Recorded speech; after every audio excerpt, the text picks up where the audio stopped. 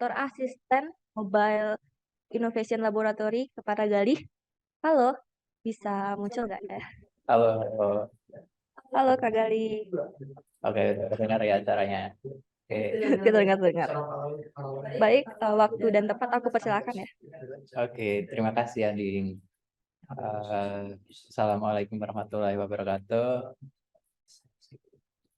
Waalaikumsalam Terima kasih warahmatullahi wabarakatuh. untuk teman-teman ya yang udah datang pada malam hari ini, dan Kak Lutfi Siraj selaku speaker juga yang hari ini telah datang juga udah hadir di Zoom meeting ini, dan Living in Telkom yang udah nge-provide kami banyak hal termasuk speaker dan Zoom meeting ini. Eh, untuk malam hari ini, malam yang berbahagia ini, kita bakal ada talk show nih dengan Kak Lutfi. Nah, talk show ini bakal bahas seputar karir tentang di dunia kerja. Dari setelah itu kita bakal bahas-bahas tentang apa aja yang ada di Motion, apa yang dilakuin Motion, terus apa aja divisi yang ada di Motion. Untuk selanjutnya ya, teman-teman semoga masih semangat sampai malam hari ini, dan terima kasih udah hadir teman-teman dan Kak Lutfi. Terima kasih. Itu saja dari saya kembalikan ke Adik. Assalamualaikum warahmatullahi wabarakatuh. Waalaikumsalam Galih. Wah, terima kasih kepada Galih atas sambutan yang telah disampaikan. Jadi teman-teman kita kasih reaksi untuk Kak Galih atas sambutannya dengan reaksi clap-clap gini ya. Oke. Acara selanjutnya yaitu ada sesi talkshow bersama Sobat Lead dengan tema How to Prepare Yourself for the Industry. Sebelum kita panggil narasumber pada malam hari ini, aku pengen tes nih, seberapa nggak sabar sih teman-teman sekalian di Zoom ini dengan narasumber kita yang satu ini. Kalau misalnya kalian nggak sabar, jangan lupa klik 1 di kolom komentar. Ayo, gimana sih kalau kalian nggak sabar? Ayo, ramaikan teman-teman. Wah, ramai banget ya ternyata. Banyak banget ternyata yang nggak sabar nunggu narasumber kita yang kali ini. Nah, karena banyak yang nggak sabar, izinkan aku perkenalkan dulu narasumber kita pada malam hari ini merupakan alumni Telkom University yang sekarang menjabat sebagai koordinator lead Sobat Living in Telkom. Siapakah dia? Tadi udah sempat di-spill ya. Mari kita panggil Kak Lutfi Siraj. Ayo semuanya kita kasih emoji tepuk tangan lagi sekali untuk Kak Lutfi. Halo semua, halo. Halo Kak Lutfi. Nah, dalam sesi talkshow ini, acara akan dipandu oleh Kak Wildan. Halo Kak Wildan. Halo Kak Ading.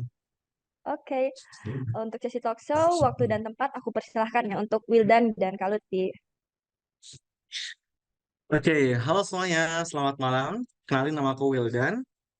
Aku dari divisi mobil programming ya. Dan dalam waktu setengah jam ke depan, aku yang akan memandu talk show kali ini dengan tema How to Prepare Yourself for the Industry. Dan kabar gembiranya, kalau Lutfi selaku pemateri ini sudah hadir di tengah-tengah kita. Kita tanya kabar dulu ya kali kalau Lutfi. Gimana kalau Lutfi, apa kabar? Baik. Gimana kabarnya rekan-rekan semuanya? Alhamdulillah sehat, Kak. Dengar-dengar kalau Lutfi alumni Telkom ya, Kak? Ya, betul. Aku alumni Eh, tahun 2017. Jurusan apa tuh kalau boleh tahu, Kak? Jurusanku itu S1 Teknologi Informasi. Di sini ada yang jurusan Teknologi Informasi nggak? Boleh nih di chat nih, pengen lihat. Boleh nih, kasih rek dong. Lagi proximity, Kak, sekarang, Kak? Oh iya ya, lagi Oh iya, proximity ya. Gokil. betul, Kak. Berarti kakak ini angkatan pertama ya di ini ya, di TI, Kak? Oke, jadi aku angkatan 1 di Teknologi Informasi dan kebetulan angkatanku ya yang bikin himpunan. Dan mungkin sedikit info teman-teman kalau ngelihat logo apa Teknologi Informasi himpunannya tuh kemarin saya yang bikin.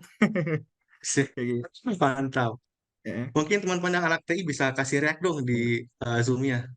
Jadi kalau ada yang ini ya, ini eh, maknanya apa nanti ditanyakan aja ya. Karena masih Boleh, menjadi Kak. pertanyaan tuh dari teman-teman tuh makna dari logonya itu apa? Oke, kalau Twi. Kalau Twi kan nih alumni Telkom ya, Kak. Boleh dong Kak ceritain kira-kira sekarang kesehariannya gimana, terus kerjanya gimana, dan role-nya apa, dan job desk-nya apa aja nih Kak kira-kira. Oke, kalau sekarang aku lebih banyak di startup gitu ya. Jadi role-nya itu UI UX, specialty-nya adalah Oke. UX designer. Dan di startup seperti itu, kalau di komunitas sebagai koordinator atau presiden dari Sobat Living Telkom gitu. Hmm, kira-kira nih Kak, selama kuliah, persiapan Kak Lutfi buat memasuki dunia kerja apa aja sih Kak?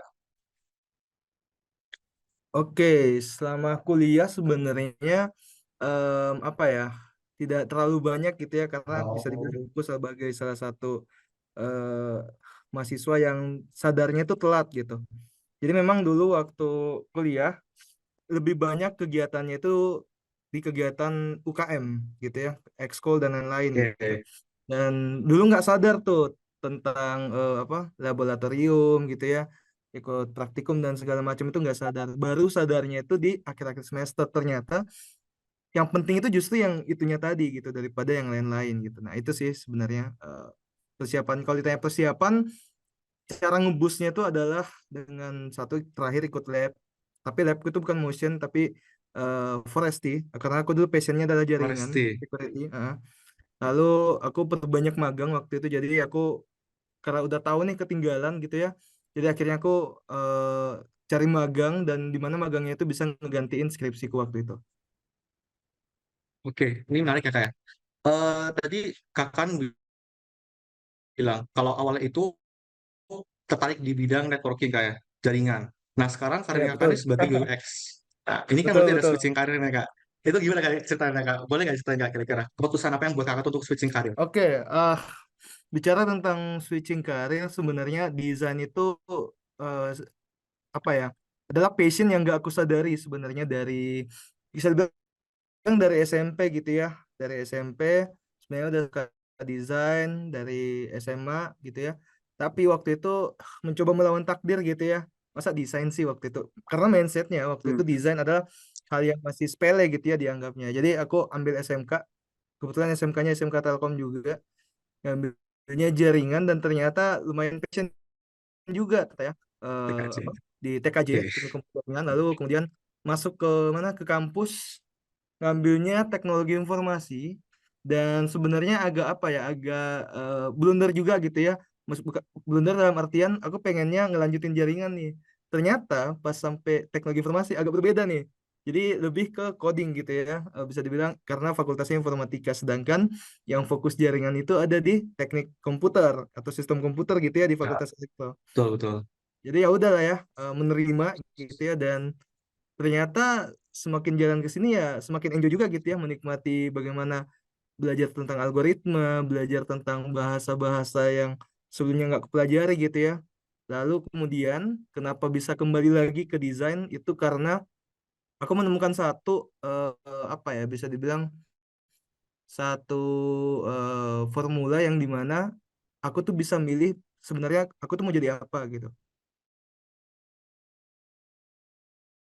Desain kebetulan aku Oke. di beberapa komunitas jadi desainer gitu ya. Nah, aku membandingin nih, aku lebih nyantai yang mana sih? Lebih nyantai waktu ngoding atau lebih nyantai waktu ngedesain? Ternyata ketika aku Oke. ngedesain itu aku lebih enjoy dan aku bisa ngedengerinnya sambil denger musik gitu ya. Ini simple sih sebenarnya. Jadi ketika aku ngoding, jalan bisa running segala macem.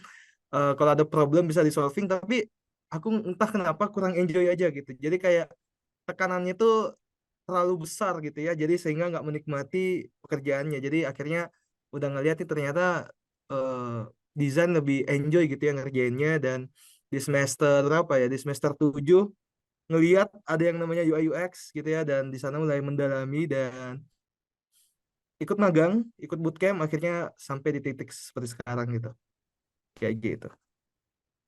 Oke, kalau gitu kalau tuh ngerasa ini nggak salah jurusan nggak ambil TI Kak? Ngambil IT Oke. nih, salah jurusan nggak merasa gitu Hmm. nggak?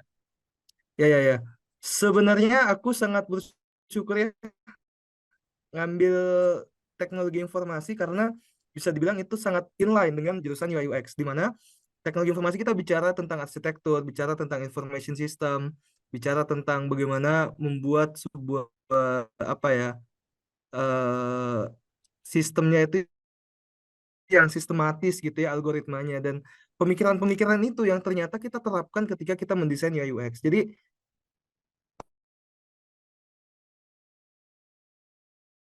UI UX sekedar geser X, ada pemikiran-pemikiran yang apa ya berasal di UI UX itu yang paling aku ribet sekarang adalah flow pembayaran gitu ya. Jadi kita bikin bagaimana desainnya dari ketika dia mau bayar sampai pembayarannya berhasil gitu. Nah, itu nggak hanya sekedar desain, tapi kita bikinin juga yang namanya flowchart gitu ya. Kita bikinin user flow, dan itu kita pelajari di informatika atau di teknologi informasi, yang kayak gitu-gitu tuh. Nah, jadi agak sedikit berbeda nih. Jadi ketika teman-teman ada pengetahuan IT, biasanya teman-teman akan lebih advance dalam UI UX, khususnya di bagian UX gitu ya. Namun mungkin agak sedikit lemah di bagian UI atau mungkin bagian keindahannya gitu ya, bagian desainnya. Cuman ini bisa dilatih gitu ya. Beda kayak tadi UX-nya gitu, itu benar-benar kalau bisa ada pemahaman IT di dalam sana gitu. Mungkin seperti itu. Tadi kan kalau Lutfi ini mutusin buat ambil UX di semester 7 ya. Di Betul. semester yang terbilang tua, di semester akhir nih. Betul, betul. Kira-kira apa sih yang kalau lakukan buat mengejar ketinggalan Kak Lutfi dibandingkan teman-teman yang udah menetapkan UX dari awal, Kak? Oke. Jadi kalau ada teman-teman yang udah menemukan passionnya dari awal gitu ya, maksudnya dia udah decide bahwa gue nih UI UX nih, itu lebih bagus daripada yang ketinggalan. Tapi yang ketinggalan jangan berkecil hati karena masih bisa mengejar gitu ya, selama apa ya, Oke. selama gairahnya itu masih ada gitu ya, itu masih bisa dikejar. Contoh waktu aku dulu kan, aku tadi bilang aku tuh sadarnya itu di semester 7 gitu ya, dan di situ agak sedikit bimbang juga gitu, di mana skripsiku itu nggak ngebahas UI UX, skripsiku tuh ngebahas IoT dan AI gitu ya, dan sangat-sangat berseberangan gitu ya, IoT dan AI, terus di sisi lain pengen belajar UI UX gitu. Ya sudah, diterima saja di aku mengatur waktu sebaik mungkin, dan ada hal-hal yang harus dikorbankan, misal waktu tidur gitu ya mungkin dikorbankan sedikit, terus mungkin waktu bareng teman-teman gitu ya itu sedikit dikorbankan gitu. Jadi kalau aku bilangnya kita diajarin di Sobat Lit itu ada tiga sebenarnya: olah rasa, olahraga, sama olah rasio gitu ya. Nah, olah rasa dan olahraga ini aku singkirkan dan aku perbanyak di olah rasio. Olah rasio maksudnya apa? Gitu ya, eh, riset dan lain-lain. Jadi memang aku perbanyak waktu itu belajar, cari bootcampnya apa aja, bootcampnya nih yang terkait dengan UI UX, dan aku ikut bootcamp. Lalu apa ya, eh, tiba-tiba dapat info kalau Telkom lagi buka waktu itu UX designer intern. Aku coba daftar dengan skills seadanya banget dan diterima, dan aku mulai belajar dari situ. Jadi kalau ditanya gimana cara ngebusnya, menurutku ada dua tempat, di bootcamp dan di tempat magang gitu. Oke, di informatika tuh kan kayak ada banyak role ya, kayak contoh developer tuh kebagi Betul. dua, bahkan front end, back end, ada full stack, kemudian ada Hmm, UX, terus juga ada IoT, terus ada data hmm, science, tuh kan ada banyak sekali yang dipelajari di jurusan informatika nih, Kak. Nah, betul, betul. gimana sih Kak cara buat kita tuh menekankan di hati kita tuh, memastikan lah kalau ternyata passion saya atau career path saya itu ada di front end Hmm, misalkan. Soalnya kan kita masih oke, semester betul. baru nih, masih bingung nih Kak, kira-kira mau ambil apa nih kira-kira ke depannya, dan saking banyaknya kita pelajari informatika tuh membuat kita bingung gitu kan, mau ambil apa nih. Nah, kira-kira ada nggak dari Kak Lutfi nih tips dan trik biar kita tuh sesuai dengan career path yang kita mau gitu. Oke, bicara tentang karir pet ya. Mungkin kita apa ya?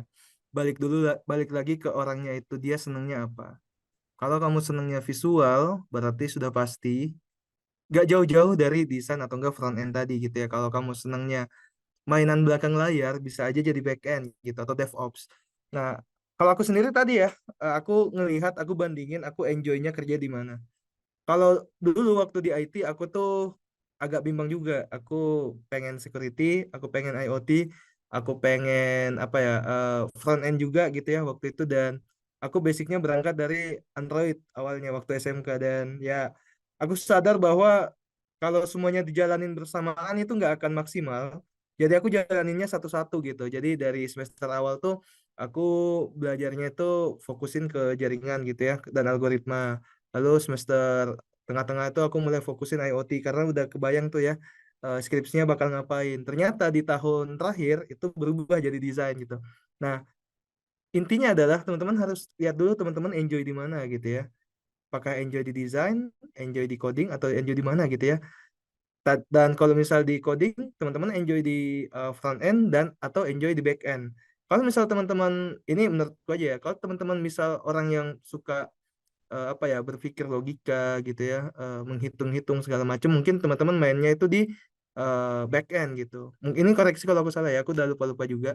Dan kalau misal teman-teman suka dengan visual tapi yang sedikit menantang gitu ya, visualnya bukan di Figma tapi di coding gitu ya, mungkin mainnya front end gitu. Atau misal ternyata teman-teman suka banget melihat apa ya, jaringan-jaringan itu terkoneksi. Misal laptopnya teman-teman berhasil connect internet gitu ya.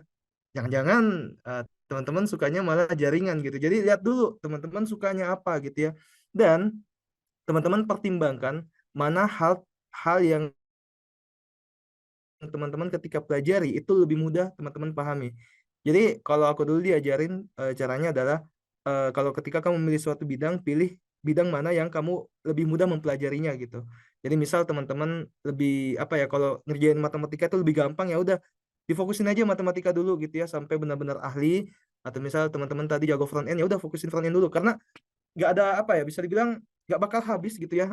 Jangan selalu merasa puas kayak misal merasa ilmu gue udah cukup nih, nggak kayak gitu. Itu pasti akan ada kelanjutannya, apalagi IT itu terus berkembang. Contoh kayak dulu aku Android ya, waktu SMK belajar Android, aku ngerasa kayaknya segini-gini aja nih Android nih. Ternyata setelah beberapa tahun kemudian update-nya sangat panjang sekali gitu ya, dan ketika mau ngejar lagi agak jauh dan udah terlanjur males gitu. Nah itu mungkin, itu sih mungkin kalau dari aku. Oke, ini menarik nih Kak ya. Tadi kan kita tuh memilih karpet berdasarkan apa yang kita sukai. Nah, Betul. masalah gini Kak, dunia IT ini kan luas banget. Untuk orang-orang yang Hmm, awam semacam saya ini, itu kan belum tahu nih data science itu gimana, terus jaringan itu iya. gimana, terus front end itu gimana, back end itu gimana Kak. Apakah kita Hmm. tuh harus nyobain satu-satu ini semua baru kita mutusin, oh aku ternyata passionnya di front end, oh ternyata aku passionnya di network gitu kan. Atau ada tips lain dari Kak Lutfi ini? Oke, kalau dari aku ya, pertama gini, kita bicara pertama orang yang dia itu apa ya, udah tahu mau jadi apa ya. Kalau misal kamu udah tahu pengen jadi apa, kamu bisa apa ya, bisa menentukan pengen kemana nih. Tapi kalau misal kamu nggak tahu pengen jadi apa, masih pengen nyoba-nyoba, ya jalan satu-satunya adalah dengan mencoba segalanya gitu ya, mencoba segalanya dan memilih. Ketika udah coba semua nih, udah testimoni nih, tinggal milih gitu ya, pengen yang mana gitu. Dan teman-teman harus pahami juga bahwa di dunia industri itu ada dua tipe orang sebenarnya. Yang pertama itu adalah spesialis, dan yang kedua adalah strategis. Teman-teman harus pilih satu, mau jadi strategis atau spesialis gitu ya. Saranku mungkin untuk di awal itu teman-teman jadi spesialis dulu. Jadi teman-teman pilih satu bidang yang dimana teman-teman jago di bidang itu, maksudnya ahli. Jadi ketika apa ya, ketika teman-teman dipanggil, teman-teman ada title-nya, misal kayak Wildan UI UX designer gitu ya. Itu juga akan apa ya, akan selaras dengan ketika teman-teman udah masuk ke dunia profesional gitu ya. Teman-teman akan tercatat bahwa oh memang anak ini tuh dari dia awal emang udah mutusin sebagai UI UX designer. Nah, kalau misal belum, teman-teman tadi belum punya, ya udah coba semuanya aja nggak apa-apa gitu ya. Dan pastikan teman-teman setiap masuk di mata kuliah, atau misal udah milih nih mata kuliah gitu ya, teman-teman lihat ini mata kuliahnya ngarah kemana nih, apakah dia ngarah ke data science, ngarah ke AI, atau ngarah kemana gitu ya. Teman-teman lihat dulu mata kuliahnya ini ngarah kemana, mata kuliahnya ujungnya di mana. Ketika teman-teman udah tahu ujungnya di mana, teman-teman udah bisa melihat bahwa oh kalau kita fokus sama mata kuliah ini, ujungnya akan jadi profesi ini loh gitu. Itu ada kok di, kalau nggak nanti minta sama ke prodinya gitu ya. Setiap mata kuliah itu ada apa ya, ada relasinya masing-masing gitu ya. Jadi dari algoritma belajar apa, nanti belajar apa, itu ada relasinya semua gitu.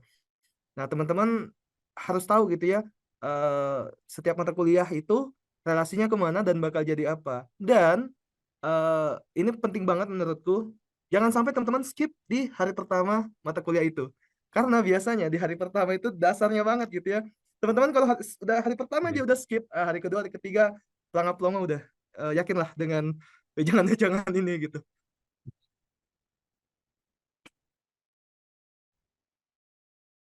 Nah, berbicara masalah dunia kerja nih Nah, Kak, kira-kira di dunia industri ini yang lebih kepake CV yang generalis ya, misalkan dia itu pernah sebagai networking, sebagai hmm, UX tuh kan, pernah nyoba semuanya, hmm, atau CV-nya itu linear semua, misalkan sebagai front end terus gitu Kak. Kira-kira yang lebih kepake yang mana dan lebih keterima yang oke. mana Kak? Oke, tadi aku bilang ada dua ya, ada spesialis dan ada strategis. Spesialis itu fokus sama satu bidang, strategis dia berbicara tentang bagaimana memanage orang-orang gitu ya. Nah, kalau spesialis bagaimana cara menumbuhkannya ya dengan mendalami satu bidang itu. Kalau strategis bagaimana cara menumbuhkannya? Salah satunya adalah dengan ikut laboratorium, ikut organisasi karena dia bicara tentang bagaimana tentang manajemen gitu ya. Dan ada juga sisi bisnis di sana. Nah, kalau ditanya bagaimana untuk CV, CV-nya harus dilihat dulu apakah CV-nya sebagai fresh graduate atau sebagai profesional. Jadi ketika kita melamar sebuah pekerjaan, di description itu ketulis kok, ini tuh nyarinya fresh graduates atau profesional gitu ya. Karena ini akan berbeda sekali. Di mana fresh graduate itu teman-teman baru lulus, belum ada pengalaman dan masih mencari passion biasanya gitu ya. Kalau profesional itu biasanya udah ada pengalamannya paling nggak minimal 6 bulan, setahun atau 3 tahun gitu ya.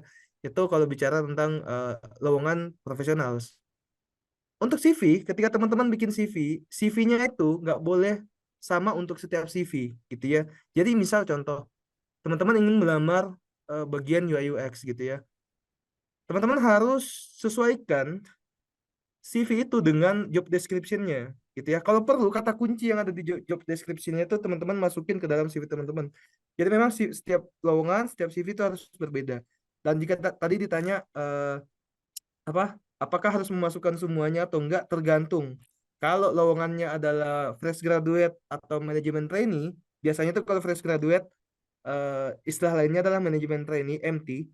Nah, kalau title-nya itu berarti teman-teman bisa aja memasukkan segalanya gitu ya.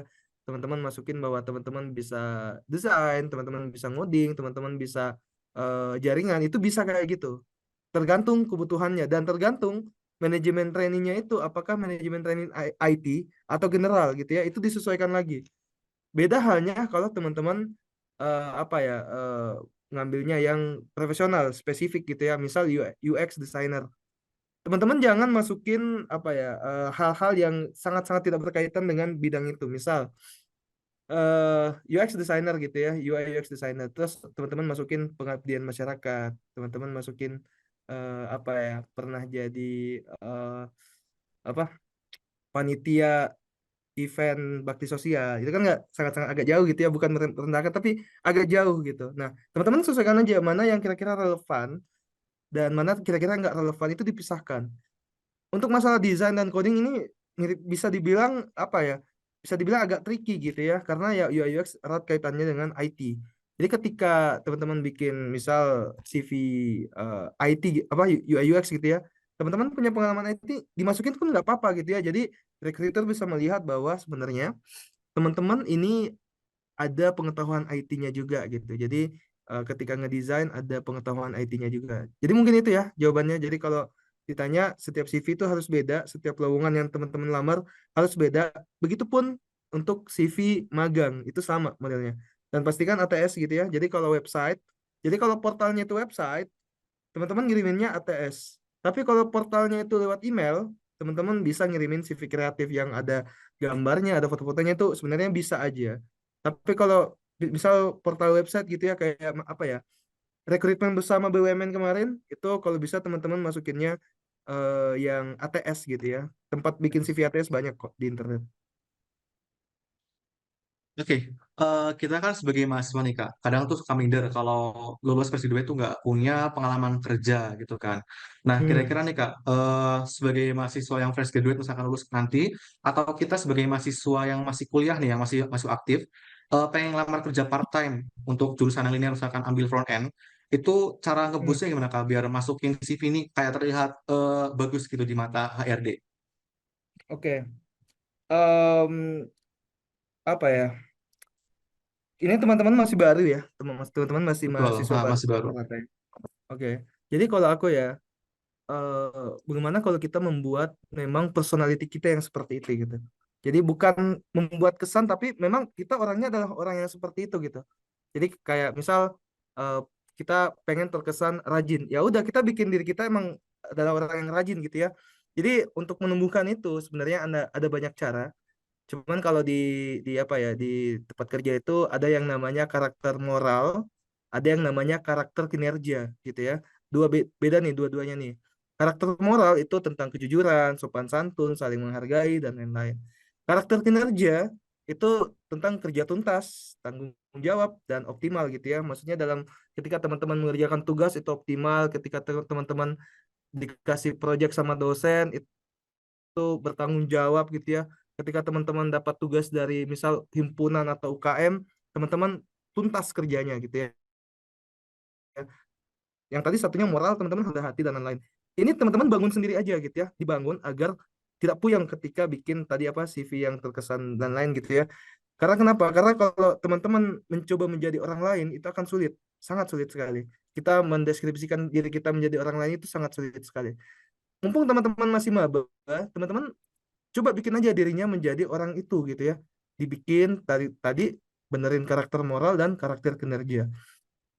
Kalau dibilang gimana sih caranya bikin yang terkesan-kesan gitu ya, agar CV kita ketika dilihat bagus gitu ya, profesional dan lain-lain. Teman-teman jangan lupa cantumin yang namanya portofolio gitu ya. Karena portofolio ini bisa dibilang salah satu apa ya senjata khususnya di UI UX gitu ya. Kalau UI UX itu senjatanya ada dua, portofolio dan UX case study. Kalau yang teman-teman IT yang lain UX case study juga ada gitu ya, proyekan dan segala macam. Nah, apa ya? Sebenarnya kalau kita bikinnya dummy itu tingkat trustnya agak sulit. Jadi teman-teman karena masih maba gitu ya, ya udah cari kegiatan aja. Contoh ikut motion lab gitu ya. Nanti mungkin ada challenge-challenge. Nah itu bisa menjadi bagian dari portofolio juga. Atau misal teman-teman ikut apa ya projectnya teman-teman yang lain gitu ya. Atau cari di internet proyekan freelance. Sebagai ini aja sebagai portofolio itu udah bagus banget. Jadi sebenarnya kata kuncinya adalah di portofolio. Jadi kalau pengen terlihat bagus itu ada di portofolio. Portofolionya apa? Menyangkut tadi project, lalu mungkin history teman-teman ketika kuliah, teman-teman ikut apa aja nih? Teman-teman ikut UKM kah, ikut lab kah, atau ikut ikut lomba apa gitu ya? Nah, itu semuanya masuk dalam kategori portofolio. Ya gitu. Oke, misalnya kayak ada orang tuh baru mulai karir di semester baru sadar nih ya, oh aku harus mikirin karir gitu kan. Itu di semester Hmm, 5 atau bahkan semester 7 gitu kan. Kira-kira hmm. apa yang bisa dilakuin oleh dia gitu Kak di semester itu? Oke, aku semester 7 ya tadi ya. Ini semester 5 harusnya lebih Betul, gampang ya. Jadi, betul. teman-teman, semester 5 itu aku sebenarnya nilainya agak jatuh sekali, agak jatuh banget. Apalagi setelah itu dihantam dengan COVID gitu ya. Jadi aku generasi COVID di akhir. Jadi wisudanya pun wisuda online waktu itu. Ya, Hmm. cara ngebusnya adalah itu tadi. Aku beneran itu karakter moral dan kinerja. Jadi aku apa ya nanamin mindset bahwa aku itu harus tanggung jawab sama kuliah ini gitu. Karena tanggung jawab kita dua nih, tanggung jawab sama diri sendiri sama orang tua. Teman-teman datang ke kampus itu ada apa ya ada harapan yang dipegang gitu ya ada banyak harapan yang teman-teman pegang jangan sampai teman-teman mengecewakan harapan-harapan itu bagaimana caranya agar tidak mengecewakan harapan itu dan teman-teman misal sadarnya udah di akhir gitu ya ya udah kerjain sebisanya aja semampunya aja jangan semaunya ini beda nih ya kerjain semampunya dan kerjain semaunya jadi kalau teman-teman udah hopeless nggak bisa nggak ada semangat dan lain-lain ya udah bakal keluar itu nggak akan maju-maju gitu ya tapi kalau teman-teman nanemin mindset bahwa ini tuh harus bisa gitu ya ini tuh harus selesai jadi perbaiki niat dulu gitu ya akhirnya nanti bisa selesai karena ada pepatah yang bilang ketika ada niat itu ada 1.000 jalan ketika nggak ada niat jalan pun buntu gitu ya jadi teman-teman ya perbaiki niat aja benerin niatnya bahwa nggak ada kata terlambat selama masih bisa ya udah dimaksimalin jadi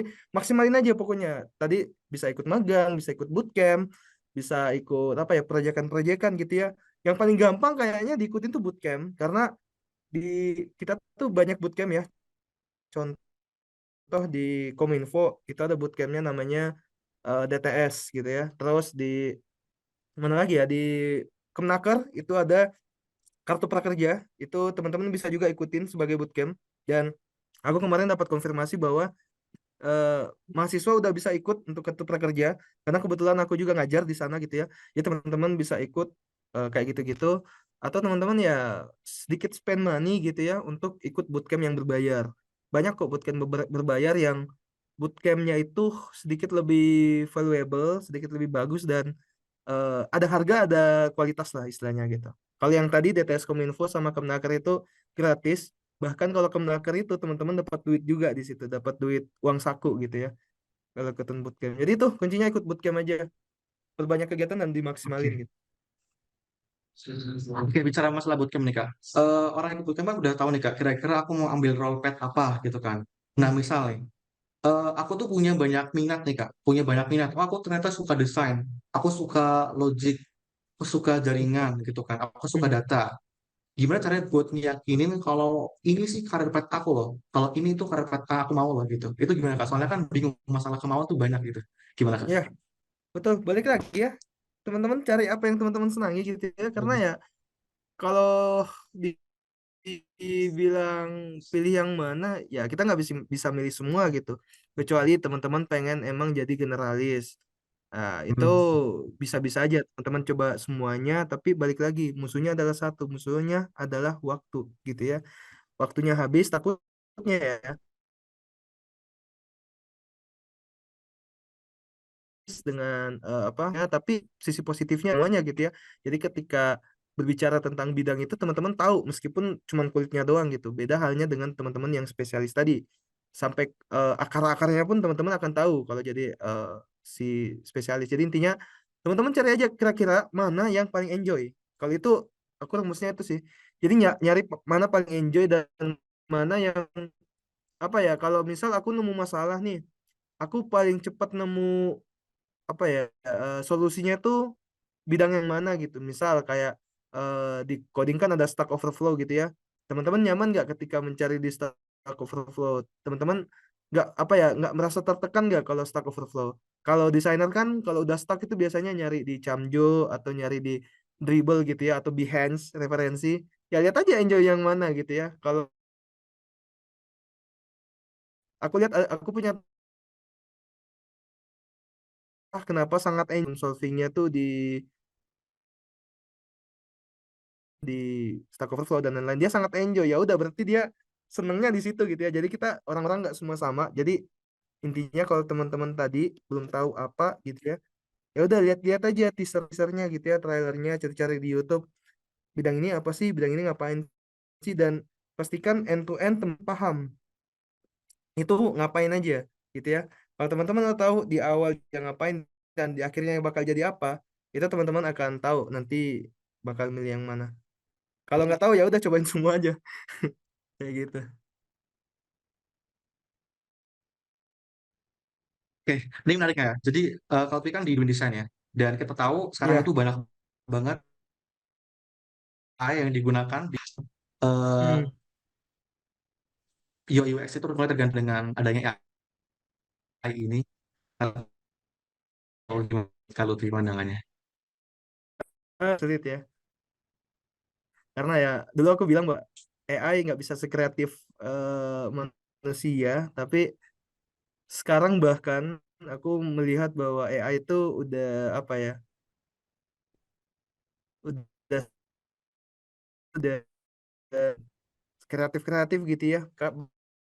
Perintah itu sesuai dengan apa yang kita harapkan gitu ya. Jadi kalau di kita, di aku waktu di Indigo dulu ya, di Telkom dulu, itu malah kita bekerja sama dengan AI. Jadi kita nggak merasa tergantikan, tapi malah kita tuh mengoptimalkan AI itu untuk bagaimana bisa membuat kerjaan kita tuh jadi lebih cepat. Contoh di UI UX kita apa ya, anak UI UX tuh selalu bermasalah dengan kata-kata gitu ya. Makanya lahirlah yang apa ya, satu bidang namanya UX writer gitu ya. Akhirnya lahirlah bidang itu karena ya desainer agak agak sulit ketika mencari kata-kata. eh dengan adanya ChatGPT semuanya menjadi mudah gitu ya. Kita tahu kalau oh tulisannya ini nih bagusnya nih, kayak kita bingung nih deskripsinya di setelah title apa ya. Ya udah kita eh, coba tanya ChatGPT dan akhirnya dibantu. Jadi gak usah merasa bahwa tersaingi karena itu akan menurunkan semangat kita. Kita anggap aja bahwa dengan adanya AI malah justru akan membantu kita untuk memperbaiki atau mengoptimalkan hasil kinerja kita gitu. Dan sekarang contoh ya Photoshop, teman-teman bisa ngelihat gitu ya, orang bisa bikin poster apa gitu ya dengan cepat gitu ya, bahkan ngebantu pekerjaannya banget gitu ya ketika menggunakan AI. Nah, kayak gitu sih harusnya. Oke, last nih Kak, pertanyaan terakhir Kak sebelum kita masuk ke sesi tanya jawab. Ya, Eh, Kira-kira nih saran dari Kak Lutfi, selaku alumni dari Telkom ya. Dalam waktu semester kita punya sekarang nih, mungkin hmm, ada yang join di sini semester 5 lah, atau ada yang masih baru lah. Kira-kira apa yang harus mereka lakuin selama di Telkom nih biar nggak salah arah gitu? oke. Enggak, Kak? Eh, em, Kalau aku bilang ya sebenarnya nggak ada kata salah arah atau salah tindakan atau apa gitu ya. Adanya adalah efisien atau tidak efisien gitu, efektif atau tidak efektif. Mungkin itu. Nah, berbicara tentang apa yang harus dilakukan, nah ini menarik nih. Aku dulu diajarin sama mentorku bahwa apa ya, kunci utamanya adalah semangat, kunci utamanya adalah pikiran, kunci utamanya adalah niat, gitu ya. Pikiran, niat, dan semangat. Bagaimana menumbuhkan ketiga benda ini gitu ya, adalah dengan memunculkan rasa apa ya, rasa ketertinggalan dan ketidaktahuan gitu ya. Aku pernah nonton sebuah film judulnya Watchmen. Itu dia bercerita tentang bagaimana sebuah apa ya, kekuatan itu akhirnya bersatu ketika dia punya musuh musuh yang sama gitu ya.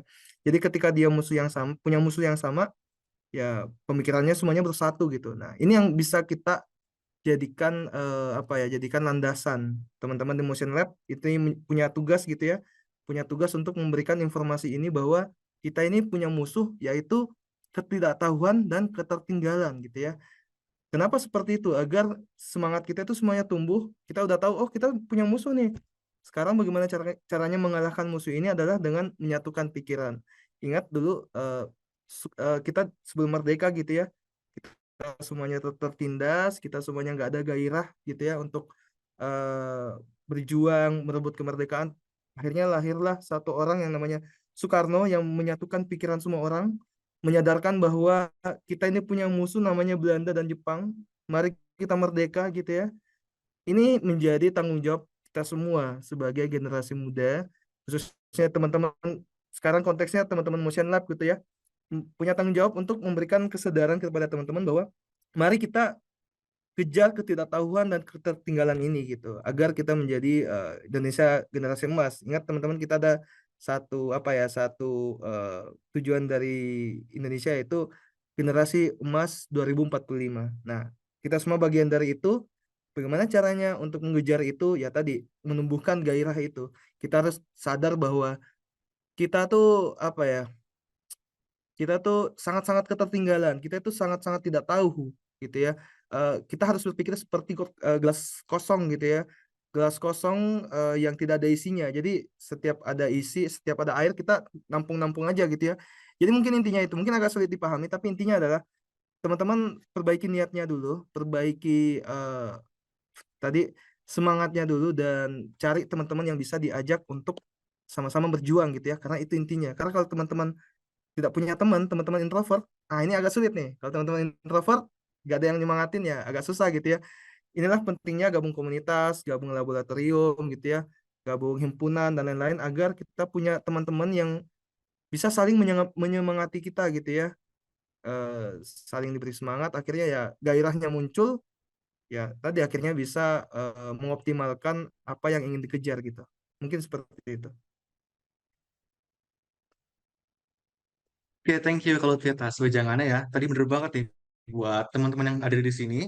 eh di Motion ini kita ada banyak banget benefitnya ya. Terutama kita ada study group, kemudian kita ketemu komunitas yang sama-sama fokus untuk belajar gitu. Nah, sekarang kita masuk ke sesi pertanyaan yang udah kalian ketik pertanyaan di Slido.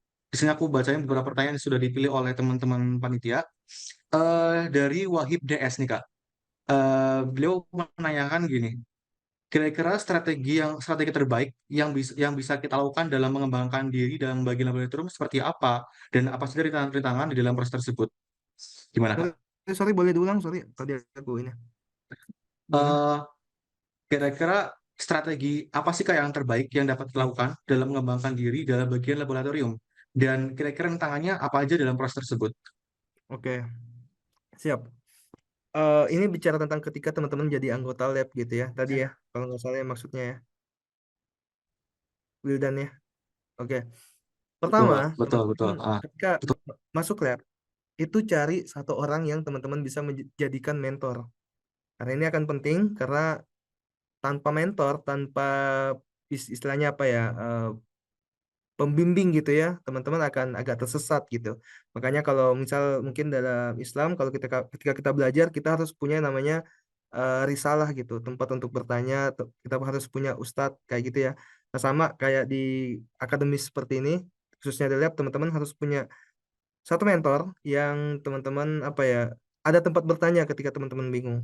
Bagaimana caranya menjadikan itu menjadi mentor tanpa dia sadari gitu ya bahwa dia adalah mentor?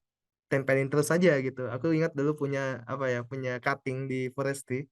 Aku tempelin terus aja. Aku sosokan nanya terus pokoknya kayak gimana sih orang nempelin gitu ya ceritanya ya. Jadi akhirnya dia merasa kayak oh aku ini butuh dibantu nih gitu. Itu kuncinya salah satunya ya. Jadi teman-teman ketika masuk lab dimanfaatkan orang-orang yang ada di lab itu gitu. Contoh cutting-cuttingnya dan bahkan kalau kalau bisa mungkin dosennya gitu ya. Kalau dulu aku namanya Pak Aulia, aku tempelin terus tuh karena aku punya niat bahwa agar skripsiku cepat selesai dan dibantuin dia, aku tempelin terus. Nah, ya udah akhirnya beliau juga jadi mentorku sampai saat ini dan bahkan dia mentorku apa ya, jadi mentor bukan dari sisi akademis lagi tapi dari sisi kehidupan aku masih sering nanya-nanya gitu. Jadi itu mungkin ya salah satu kunci kalau teman-teman udah masuk lab ya tadi cari mentornya itu siapa gitu ya. Ini yang ada di sini nih anak-anak kemanusiaan ini bisa jadi mentor teman-teman nih di kemudian hari gitu ya. Lalu kemudian apa ya kalau nggak salah ya di lab kan sebenarnya banyak sekali informasi-informasi hidden gem gitu. Contoh informasi loker gitu ya, terus informasi magang, terus informasi teman nggak masuk lab ya akan sangat rugi. Aku salah satu contoh yang dimana baru sadarnya di semester 7 yang teman-teman ketahui bahwa semester 7 itu sebenarnya udah nggak bisa join lab gitu ya. Tapi karena aku lewatnya jalur belakang, akhirnya ya menjadi anggota lab yang tidak terdaftar. Tapi ya dari situ aku tahu bahwa ternyata lab itu banyak banget manfaatnya gitu. Yang kayak aku bilang tadi, banyak hidden gem yang teman-teman baru dapatkan ketika udah masuk gitu. Mungkin itu kalau dari aku. Oke, lanjut Kak ke pertanyaan selanjutnya ya. Ya, Ada yang nanya nih Kak, saya masih bingung dalam menentukan learning path saya. Saya cukup enjoy dalam coding, tapi masih bingung arahnya mau kemana. Kira-kira ada saran nggak oke. buat Kak Lutfi? Ini menarik ya. Dia udah nentuin passionnya, dia udah enjoy, tapi memang ketika kita udah masuk, ternyata di dalam cabangnya lebih banyak lagi gitu ya. Contoh ada yang mobile programming, ada yang cloud computing mungkin ya, ada yang web dan lain-lain. Inilah tadi pentingnya teman-teman ya masuk cari mentor, masuk ke lab cari mentor dan sebagai tempat untuk diskusi. Dan apa ya, teman-teman harus pahami juga bahwa ketika kita sudah masuk ke industri, bisa saja apa yang kita pelajari di kampus itu bukan hal yang kita kerjakan ketika kita udah di industri. Bisa aja ya. Dan bahkan faktanya pun seperti itu. Kayak contoh aku sendiri, aku ketika awal banget masuk Telkom di Indigo, aku sebagai public relation. Aku bukan IT, aku bukan desainer, tapi aku adalah public relation. Kenapa aku ambil? Karena aku apa ya merasa tertantang kayak masa nggak bisa sih kita ngambil public relation, ternyata bisa-bisa aja gitu ya. Nah, tapi intinya adalah teman-teman apa ya harus cari orang yang bisa ngasih tahu bahwa kalau kamu fokus sama bidang ini, kamu akan jadi seperti ini gitu. Dan kamu apa ya lihat-lihat juga gitu ya perusahaan yang ingin kamu incer. Misal di Telkom itu banyak sekali di Telkom Group ada banyak perusahaan gitu ya, ada Telkom Sigma, ada Telin, ada Metranet dan lain-lain. Teman-teman bisa melihat fokusnya masing-masing dari si perusahaan itu. Misal contoh apa ya, Infomedia itu anak perusahaan cucu perusahaan Telkom yang dimana fokusnya adalah apa ya, CX partner atau customer experience partner. Ya isinya adalah produk-produknya kayak apa ya, produk untuk nge-broadcast pesan WhatsApp, ngebalas email otomatis gitu ya dan lain-lain. Teman-teman lihat aja kira-kira kalau bikin produk ini eh, apa ya, tim yang dibutuhin itu apa aja gitu. Itu bakal kelihatan, teman-teman bakal kebayang. Oh ini pasti ada backendnya nih, ada cloudnya nih, ada ininya ya. Tinggal teman-teman pilih aja. Kira-kira yang keren yang mana ya gitu. Karena dia tadi udah enjoy gitu ya. Udah enjoy, tinggal bingung aja pilihnya yang mana. Ya udah langsung aja lihat perusahaan incerannya apa dan kira-kira cari aja di LinkedIn orangnya siapa. Karena di LinkedIn itu banyak kok orang-orangnya. Misal kayak kamu cari apa ya, misal customer experience-nya Infomedia, pasti ada orangnya dan kamu lihat dia ngapain aja selama dia, kan itu ada tuh kalau di LinkedIn kan, riwayat pekerjaan dia ngapain aja. Ya udah kamu baca-baca aja gitu. Oh, ternyata dia selama di posisi ini dia ngerjain ini gitu, dan itu akan menjadi benchmarkmu juga ketika kamu apa ya memutuskan untuk fokus di bidang apa gitu. Itu tadi ya, maksimalkan LinkedIn karena aku baru ingat LinkedIn itu salah satu platform yang powerful banget. Jadi kalau teman-teman pengen tahu apa ya, trailer dari sebuah pekerjaan, lihatnya di LinkedIn gitu. Kayak gitu. Oke, lanjut Kak. Ini ada pertanyaan yang sedikit ngekip tapi menarik buat dibahas Kak. Fix. Apa tuh? Rumornya Kak ya, katanya nih ya. Orang yang ambil UI UX itu orang yang pelampiasan yang nggak bisa ngoding. Bener nggak Kak menurut Kakak? eh Bisa dibilang iya, bisa dibilang tidak gitu ya. Karena aku dulu kenapa kembali ke UI UX, karena ya tadi ya, aku lebih enjoy mendengarkan itu daripada mendengarkan musik sambil desain daripada apa, ngoding sambil dengerin musik. Itu aku nggak bisa ngoding kalau dengerin musik atau dengerin suara itu nggak bisa gitu ya, jadi nggak enjoy jadinya. Nah kalau ditanya rumor, itu bisa dibilang kebanyakan memang seperti itu. Banyak teman-teman rekan di komunitas yang dia tuh apa ya, karena dia nggak bisa engage di mana tadi di coding gitu ya, akhirnya dia melabuhkan karirnya ke UI UX, dan itu nggak ada masalah sebenarnya, karena ya toh pilihannya orang gitu, kita nggak ada hak untuk menjudge atau apa gitu ya. Kalau memang dia nggak bisa ya kenapa dipaksa gitu. Nah ini juga teman-teman juga harus menyadari bahwa ada titik di mana teman-teman kayaknya ini merasa kayaknya ini nggak bisa deh, nggak works deh, waktunya mencari jalan lain. Itu nggak ada masalah kayak gitu, nggak, bukan, jangan apa ya, teman-teman merasa kayak ini udah sampai sejauh ini nih, masa ngalah sih, itu bisa bener bisa enggak gitu ya. Teman-teman kalau memang merasa kayak udah hopeless dan jalan keluarnya nggak nemu gitu ya, ya udah mau gimana lagi, cari tempat lain gitu ya. Kayak contoh tadi yang UI UX, karena dia mungkin merasa nggak bisa dan logikanya nggak jalan dan dia merasa lebih jalan ketika ngedesain, ya udah emang seperti itu gitu ya. Dan memang di apa, di dunia industri kebanyakan seperti itu, teman-teman yang saya lihat sih seperti itu ya. Jadi bukan rumor, bukan mitos, tapi fakta lah, tapi tipis-tipis doang faktanya, kayak gitu. Ya, lanjut kita Kak ya. Ada nih Kak, kira-kira aku mau ambil UI UX sebagai karir path aku. Hmm, Kira-kira skill apa yang harus aku siapin untuk ambil UI UX ini Kak? oke. Eh, Bicara skill ya. Nah, ini balik lagi nih, masuk ke UI UX itu pun ada cabangnya. Jadi gak hanya UI UX, di dalam lagi ada cabangnya gitu ya, dan pasti bakal galau lagi nanti. Mau pilih UI, mau pilih UX, mau pilih engineer-nya, itu ada engineer-nya juga ya.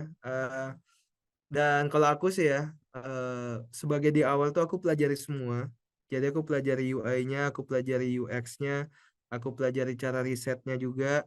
Dan untuk mengetahui apa yang harus dipelajari, balik lagi tadi ikut bootcamp. Karena UI UX itu bukanlah bidang yang apa ya, bukan bidang akademik yang dimana bidangnya itu punya apa ya, kayak kurikulum, itu masih rancu kurikulumnya. Kalau di teman-teman mungkin di kampus taunya itu HCI, Human Computer Interaction. Nah, itu bidang akademisnya tuh. Cuman itu agak beda sebenarnya karena itu bicara tentang sistem. Nah, kalau bicara tentang UI UX itu bicaranya tentang user gitu ya. Jadi agak berbeda. Jadi ya ikut bootcamp aja lah ya. Banyak kok bootcamp-bootcamp. Tapi intinya adalah kalau UI itu teman-teman bicara tentang keindahan, kalau UX bicara tentang pengalaman orang yang memakai barang itu gitu. Nah, aku kenapa pilih UX karena aku merasa tertantang ketika bisa memecahkan problem yang dirasakan oleh user. Contoh, user nggak paham cara login gitu ya. kok bisa nggak paham sih, udah jelas nih warnanya kayak gini, tulisannya gini, tapi ternyata nggak paham. Nah, ternyata setelah di riset, ya ternyata tulisannya itu levelnya apa ya, tidak terlihat gitu ya, tulisan daftar, misal kan ada tombol daftar di sini tuh, itu nggak kelihatan sama user kita gitu. Jadi akhirnya kita solve, dan aku merasa senang ketika bisa menyelesaikan masalah dari user. Nah, itu adalah alasan kenapa aku ambil UX. Nah, kalau teman-teman yang lain, kalau yang baru mulai, mungkin nggak usah mikirin itu dulu. Pokoknya apa ya, pelajari semuanya aja gitu ya, karena UI UX bisa dibilang belum terlalu luas banget, kecuali teman-teman udah spesifik ngambil kayak UX, karena itu ada UX researcher, ada UX designer, ini akan berbeda sekali. Kalau UX researcher, bahkan teman-temanku tuh sampai ambil S2 untuk belajar tentang UX researcher. Kalau aku kan masih S1 nih, jadi ya aku masih ngeraba-raba di belum terlalu masuk gitu ya. Takut kalau terlalu masuk ntar malah pengen ambil S2 lagi. Nah, itu sih. Kayak Sebenarnya gitu. ini ada banyak banget pertanyaan Tapi bagus-bagus salah ya ya. yang menarik banget buat dibahas. Tetapi karena waktunya mungkin sebentar Iya, lagi, iya betul. ini last question aja nih Kak ya. Kan Kak Lutfi ini angkatan pertama di IT ya. Itu kira-kira ngaruh nggak Kak buat daftar Betul. kerja, misalkan angkatan pertama itu nggak ada akreditasinya, berarti lebih susah daftar Ya. kerjanya, itu ada nggak pengaruh gitu? Oke. Nah, ini pertanyaan menarik. Ini adalah sedikit kegalauan ya waktu baru masuk teknologi informasi. eh Apa ya? Aku masuk dengan akreditasi C. Jadi akreditasi teknologi informasi waktu itu masih C. Lalu apalagi ya? Kita dihantui dengan banyak pertanyaan bahwa dulu jurusan informasi itu masih termasuk jurusan yang baru, jadi ya masih sedikit lowongan-lowongannya gitu ya, kebanyakan teknik informatika, sistem informasi, karena teknologi informasi biasanya menjadi nama fakultas, bukan jadi nama prodi. Nah, sedangkan di kita sedikit terbalik gitu ya, bahkan jadi prodi, dan itu nggak ada masalah karena ya memang adanya seperti itu gitu di peraturan Kemendikbud. Tapi yang menarik adalah tadi aku bilang bahwa musuhnya adalah ketidaktahuan dan ketertinggalan. Jadi entah kenapa waktu itu, karena kita punya musuh yang sama nih, bahwa musuh kita adalah akreditasi C ini, kita akhirnya punya semangat untuk bagaimana ngeboost, akhirnya akreditasi kita ini bisa jadi B. Bayangin, kita nggak sampai 2 tahun ya, kalau nggak salah kita udah bisa naik akreditasi. Jurusan lain itu membutuhkan bertahun-tahun agar akreditasinya itu bisa naik jadi B atau A gitu ya. Nah, kita dari C ke B itu sangat singkat sekali. Bahkan tadi aku bilang himpunan itu kita create kurang lebih dalam waktu 1 tahun kita udah punya himpunan. Jurusan lain butuh beberapa tahun untuk bikin himpunan gitu ya. Dan ini bisa dibilang sebagai satu prestasi, yang dimana prestasinya ini datang lahir dari tadi kesatuan pemikiran gitu ya, punya musuh yang sama, akhirnya pikirannya semua satu, semangatnya ada gitu ya, semuanya ya mengoptimalkan masing-masing gitu. Ada yang rajin belajar, ada yang rajin ikut lomba, ada yang rajin ikut kegiatan non akademik. Pokoknya kita ngebus banget nih jurusan teknologi informasi agar waktu itu akreditasi kita bisa naik. Akhirnya sebelum kita lulus, kalau nggak salah di tahun berapa ya, tahun pertama atau tahun kedua gitu, akreditasi kita itu udah mulai ada ancang-ancang jadi B gitu ya, dan akhirnya kita bisa menikmati, kita bisa lulus dengan akreditasi B. Nah, balik lagi ke pertanyaannya, apakah sulit mencari kerja? Ini menarik nih. eh Apa ya? Banyak sekali perspektif, banyak sekali apa ya pendapat tentang IPK, akreditasi dan lain-lain gitu ya. Teman-teman kalau misal nyarinya lowongannya di misal di mana ya, di KPNS gitu ya, atau mungkin BUMN, masih ada beberapa lowongan yang dia tuh mengisyaratkan IPK dan akreditasi kampus gitu. Di sisi lain sudah banyak BUMN yang udah meninggalkan itu, contohnya Telkom, itu udah nggak ngelihat itu lagi, benar-benar ngelihat skill dari orang itu, benar-benar ngelihat personality dari orang-orang itu. Makanya tadi aku bilang ada dua karakter moral dan kinerja, ini yang harus di-boost. Nah, kalau kita ngelihat di perusahaan lain, itu banyak juga kok perusahaan yang dia tuh nggak ngelihat IPK, nggak ngelihat akreditasi, tapi ngelihat pencapaian aktivitas teman-teman ketika kuliah. Teman-teman aktifnya apa, teman-teman kerjain project apa gitu ya, teman-teman ikut bootcamp apa, atau sertifikasi apa. Ini juga penting, sertifikasi. Jadi sertifikasi itu mengisyaratkan bahwa teman-teman itu ahli dalam suatu bidang gitu ya. Pokoknya pesanku adalah teman-teman harus punya satu keahlian bidang. Jangan sampai teman-teman keluar dari kampus dan teman-teman gak punya title sebagai apa gitu ya. Kayak contoh aku title UI UX designer. Kalau kalian cuman keluar sebagai title S1 teknologi informasi ya dianggap kosongan gitu. Ini mah anak kosongan ini. Tapi kalau kalian keluar sebagai iOS engineer, kalian keluar sebagai Android developer gitu kan itu lebih keren dan lebih ada namanya. Jadi ketika teman-teman tulis CV, misalnya Wildan Niam di bawah gitu ya. Nah, ini yang teman-teman harus kejar. Jadi nggak usah pikirin hal-hal di luar kendali gitu ya. Pikirin aja internal kita dulu. Karena kayak ya kalau eksternal kita nggak bisa kendalikan gitu ya. Tapi internal kita bisa kita optimalkan. Mungkin seperti itu. Wah, terima kasih banyak kalau itu atas jawabannya dan juga sharing-sharingnya malam ini. Dan buat Ya. teman-teman yang bertanya di Slido, tapi belum dijawab, tenang aja, terutama buat pertanyaan tentang motion, kita habis ini ada sharing-sharing tentang divisi-divisi motion apa aja dan juga kira-kira persyaratannya apa aja sih. So, stay tune terus buat teman-teman. Eh, kita akan lanjut ke acara selanjutnya, balikan ke MC. Makasih Wildan, dan makasih Kak Lutfi, tadi itu benar-benar insightful banget buat aku dan teman-teman yang di Zoom pastinya. Oke teman-teman, kita spam stiker tepuk tangan lagi untuk Kak Lutfi dan narasumber kita satu ini. Oke, nah sekarang supaya kita tetap semangat, tetap bersemangat terus, kita main games. Nanti yang paling banyak menjawab pertanyaan bakal dapat hadiah dari Lab Motion loh.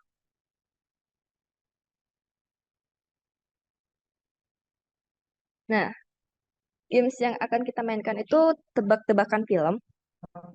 Aturan mainnya akan ditampilkan satu slide emoji yang kalian harus tebak dan satu slide clue. Kemudian setelah itu baru nanti kalau misalnya kalian tahu jawabannya, kalian raise hand ya. Nanti yang raise hand paling pertama aku pilih dan yang paling banyak bisa menjawab akan jadi pemenangnya. Dan hanya ada satu pemenang teman-teman. Gak ada juara dua, tiga, cuma satu. Oke, kalau misalnya udah paham, klik satu dong di kolom chat. Spam satu. Makasih teman-teman. Udah pada paham ya? Oke, boleh dong di-share screen gamesnya. Oke, kita kasih tebak-tebakan yang pertama nih.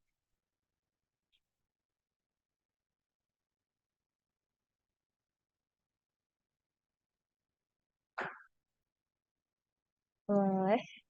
Jangan dijawab dulu ya di kolom komentar teman-teman, tapi kalian raise hand dulu. Kalian raise hand dulu, nanti yang raise hand paling pertama bakal dipilih ya. Oke, coba slide clue-nya dong, Kak. Slide clue-nya dong. Ini karena udah banyak yang bocor, kita anggap aja tes ya. Udah ada yang bocor nih, jawab Finding Nemo. Kita ulang ya. Oke ya, kalian kalian harus paham ya. Jadi nggak boleh jawab di chat. Kalian raise hand yang paling cepet, yang paling pertama, paling atas itu yang bakal dipilih ya. Oke, sekarang turunin dulu tangannya. Oke, oke, next question dong Kak. Oke, Gilang Wasih nih yang pertama. Coba Gilang Wasih. Kita boleh on mic nggak, Gilang? Gilang Wasih. Maaf kak, nggak tahu kak. Kok nggak tahu? Aduh, ya. Masa ini jadi soal bonus lagi? Teman-teman kalau misalnya temannya belum tahu jangan di-spill di komen ya. Dimatiin chatnya Kak katanya Kak. Kita blokir chatnya biar tidak bisa ada spoiler-spoiler lagi. Kita matiin dulu ya komennya. Bener banget ini gadis kretek udah pada nonton gak ya kira-kira teman-teman di sini? Siapa yang awalnya ngira kretek itu pijet? Oke, chat udah disable. Kita bisa main lagi ya. Oke, next question. Nah, tangan ya ada yang kepikiran nggak? Emir yang paling atas coba kasih clue dulu Kak. Di slide clue. Emir boleh on mic. Emir. Emir Ismail Atarik. Kita hitung sampai 3 kali ya. Kalau Emir belum on mic, kita ganti. 1, 2, 3. Oke, kita anggap Emir tidak ada. Oke, di sini yang paling atas Alia Sabrina. Boleh on mic, Alia. Seudino bukan sih? Sewudino. Bener gak ya? Wah, bener guys. Bener nih Alia. Coba dong. Operator boleh dicatat Alia. 1 poin. Ayo, kita main adil. Next question, teman-teman. Ayo, ada yang tahu nggak? Oke, boleh dikasih clue ke admin. Paling atas ada Dava, Aci. Cek toko sebelah bukan Kak? Cek toko sebelah. Bener ada Pak. Banyak nonton film ya?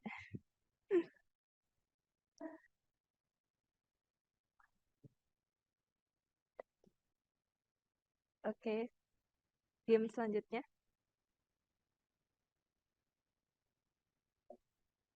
Ya, ini yang terakhir. Boleh. Will dan Nabil. Aladin Dengan bukan Kak? Aladin. Oh, Coba. sorry. Coba. Pikir Udah yakin? Udah yakin nggak? bentar Kak. 5 waktu, bentar. 5 waktu. Nggak ada. Coba kita lihat jawabannya yuk.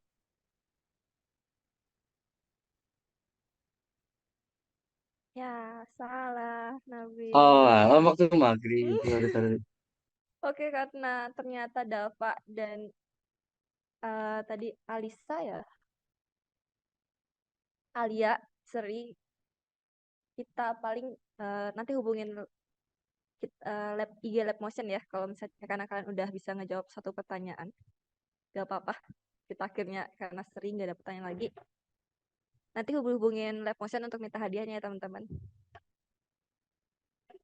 Untuk Alia dan Dava Aji tadi. Oke teman-teman, karena kita udah selesai ice breakingnya, udah selesai main gamesnya, dan udah ada yang dapat hadiah nih dari Motion, kita bisa nih langsung ke inti acara kita ya. Ke yang mungkin banyak teman-teman penasaran ada apa sih di Motion tuh ngapain sih gitu-gitu. Nah, tapi tadi soalnya kayak terlalu gampang ya sampai semuanya pada bisa jawab. Oke teman-teman, biar kita nggak terlalu lama, paling untuk sesi selanjutnya kita ada penjelasan Motion secara general yang akan dijelaskan oleh Kordas Motion nih, yaitu Galih Nugraha. Untuk Kak Galih, halo Kak Galih. Halo. Halo. Oke Kak Galih. Waktu dan tempat aku persilahkan ya. Oke. Jadi acara Open Mind ini itu sebenarnya memperkenalkan Motion dan apa dalam-dalamnya Motion gitu, dan bakal ngapain aja di Motion. Nah, kenalin, aku Galih Akbar Nugraha sebagai koordinator aspek di Motion Laboratory. Assalamualaikum warahmatullahi wabarakatuh. Oke. Boleh next slide. Oke. Motion itu apa? Motion itu adalah lab riset yang berada di bawah naungan kelompok keahlian software engineering di Fakultas Informatika Telkom University.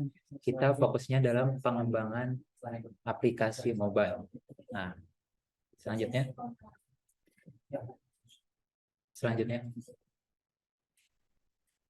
Nah, ya, sebenarnya ini Hazelnut itu apa sih? Hazelnut itu nama angkatan. Nah, dari awal itu kita udah pakai nama makanan-makanan, terutama makanan-makanan yang manis gitu ya, manis-manis, bukan yang asin-asin.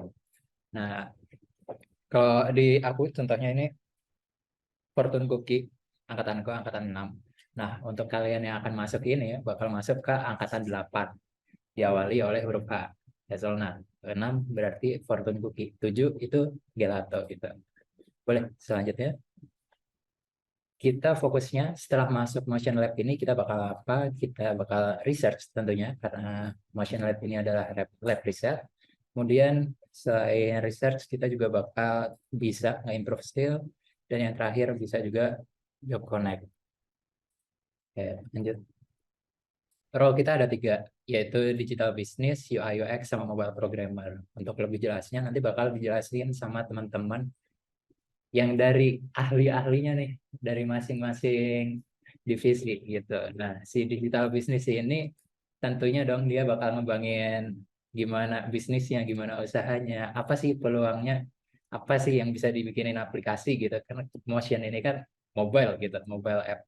Nah, sedangkan UI UX-nya bakal ngeriset tentang dia bakal research dan ngedesain gimana user interface gitu yang bagus di pengguna. Untuk mobile programmernya, dia bakal merealisasikan nih dari UI yang ada dan bisnis logic yang ada menjadi aplikasi yang jadi. Entah itu bisa di 2 platform biasanya Android dan iOS. Nah, tapi kalau di Android ini bisa pakai Kotlin, di iOS bisa pakai Swift. Nah, tapi ada yang bisa jalan di dua-duanya. Kita di sini sebutnya multiplatform atau hybrid, yaitu Flutter gitu. Oke, selanjutnya boleh aku serahin ke teman-teman untuk ada timeline dulu nih. Nah, timeline kita yang pertama ada open recruitment itu di Desember ini. Nah, open mind ini sebenarnya sebagai pertanda kita untuk memulai open recruitment gitu. Selanjutnya ada internship di Januari, Motion Hack di bulan Maret. Motion Hack ini adalah penentuan kalian bakal diterima atau enggak tuh dari Motion. Kemudian setelah diterima di Motion, kita bakal research. Oke. Next ya. Nah, produk-produk kita ada di sini di hackathon kemarin.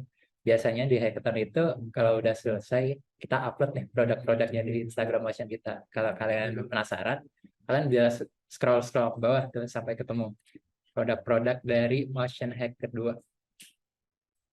Nah, selanjutnya selain produk-produk, kita juga menang beberapa lomba itu di tim-tim dari teman-teman kita. Di sini ada juga 2 Aslab PR dan satu ini. Nah, di situ juga ada saya sendiri ya di situ. Lanjut dong. Sama ada ini Pawas juga. Nah, ini adalah kontak-kontak kita. Biasanya, oh iya ya, buat webnya itu sepertinya bakal diperbarui. Tapi untuk Instagram kita tetap ada di Motion Lab _ gitu. Untuk LinkedIn juga bisa di reach up di Mobile Innovation Laboratory. Nah, bagi teman-teman yang penasaran, Motion ini letaknya di mana? Kita ada di ruang TOLT 0604 nih. Kalau bagi yang penasaran, kita semua ada beberapa orang yang ada di lab sekarang untuk menjadi operator atau MC atau moderator dari acara Open Mind ini. Oke, boleh lanjut? Oke, berarti ini yang selanjutnya ada yang tadi penyampaian ya, penyampaian penjelasan nih apa itu digital business, UI UX, sama mobile programmer oleh teman-teman kita yang udah ahli-ahli ini. Oke, kembalian lagi dong Kak Adi. Terima kasih Adi. Oke, makasih Kak Gali atas penjelasan secara regional untuk lab motion-nya ya. Sekarang paling kita masuk ke salah satu divisi yang ada di motion yang benar-benar jauh dari kata coding ya teman-teman. Divisi apa ya? Ya, divisi digital business. Oke, untuk pemaparan materinya, penjelasan tentang digital business bakal dijelasin sama Kak Satria. Oke, halo Kak Satria. Halo, suara aku kedengeran ya, kan ini? Oh, kedengeran. Oke, Kak Satria, untuk waktu dan tempat aku persilahkan ya. Oke, selamat malam semuanya. Namaku Glory Satria dan aku divisi digital business dari Motion Jalanto gitu ya, dari angkatan sebelumnya. Nah, mungkin aku bakal sedikit ngasih overview nih tentang apa sih digital business itu. Oke, next boleh. Nah, jadi Jadi apa sih digital business itu? Digital business itu ketika kita menggunakan sebuah teknologi gitu, sebuah alat gitu untuk memproses dan bisa jadi menciptakan gitu, mendeliver dan mengoptimasi gitu keluaran bisnis gitu. Jadi kalau misal dalam sebuah project itu sebelum divisi-divisi lain kayak UI UX, terus habis itu program kerja, nah itu tuh kita sebagai divisi digital business itu kerja duluan gitu untuk menganalisis tingkat kebermanfaatan, kemudian tingkat kepastian dari project kita gitu agar nantinya kalau misal udah mulai projectnya mulai jalan gitu, kita nggak akan rugi gitu, nggak akan rugi dan kita bisa mendapatkan sisi positif dan bisa mendapatkan manfaat dari project tersebut gitu. Nah ini juga mereka they work to ensure the product. Jadi kita kerja untuk memastikan gitu. Dari awal sampai akhir kita memastikan produk yang dibangun itu apakah sudah sesuai gitu, atau belum dengan customer needs dan market demand kita. Apakah sudah sesuai dengan apa yang dibutuhkan oleh pengguna atau belum gitu. Dan juga apakah sudah sesuai dengan market atau belum gitu. Untuk selanjutnya. Nah di sini kita akan belajar tentang apa sih? Jadi digital business itu kita akan belajar tentang bagaimana kita menganalisis bisnis itu. Kita juga bakal menganalisis data juga dari pengguna. Kita juga belajar untuk nge-lead gitu, memimpin sebuah project yang mana ketika seorang PM atau digital business itu kerja itu dia juga pasti harus memimpin projectnya karena dia yang paling ngerti gitu, dia yang paling ngerti kebutuhan dari user, dia yang paling ngerti demand dari market, jadi dia harus memimpin gitu. Kemudian kita juga belajar outcomes, luaran-luaran gitu ya, luaran-luaran dari orang-orang digital business kayak misal requirements atau kayak SRS kalau kalian udah belajar tentang software requirement specification, kemudian ada versi light-nya gitu ya, versi ringannya yang untuk PRC. Kemudian kita juga belajar tentang bagaimana sih mengubah data yang mentah gitu jadi sesuatu yang punya value, yang punya nilai, yang punya insight yang bisa dipakai oleh desainer, yang bisa dipakai oleh programmer gitu untuk menciptakan sebuah produk yang nantinya dia akan sesuai dengan apa yang dibutuhkan oleh pengguna. Nah, apa sih tools atau alat yang dipakai oleh digital business gitu? Sebenarnya banyak ya, nggak terbatas dari 3 ini doang, cuman ini 3 alat besar gitu, 3 alat besar yang memang kita pakai sebagai seorang digital business. Gitu. Yang pertama adalah Power BI. Power BI ini sebenarnya ada alat kecil sebanyak itu disatuin itu yang mereka berguna buat memproses data yang semua mentah gitu datanya nanti kita proses jadi sesuatu yang bisa memiliki arti, memiliki insight yang nanti bisa dipakai selanjutnya oleh divisi lain gitu. Kemudian ada Jira. Jira ini mayoritas most of the time itu sebenarnya digunakan untuk manajemen gitu. Jadi bayangin aja kalau misal kita dalam sebuah project, gak ada orang yang nge-manage gitu, gak ada orang yang ngatur dari awal sampai akhir itu probabilitas di project itu bakal gagal itu banyak gitu. Jadi kita harus manage project itu. Salah satunya dengan menggunakan Jira ini. Jadi Jira ini powerful banget, dia tools yang powerful banget dimana kita bisa mulai dari bikin requirement sampai kita ngevalidasi requirement atau persyaratan apa yang dibutuhkan oleh produk agar bisa sesuai dengan kebutuhan pengguna. Itu di Jira itu semua sudah bisa.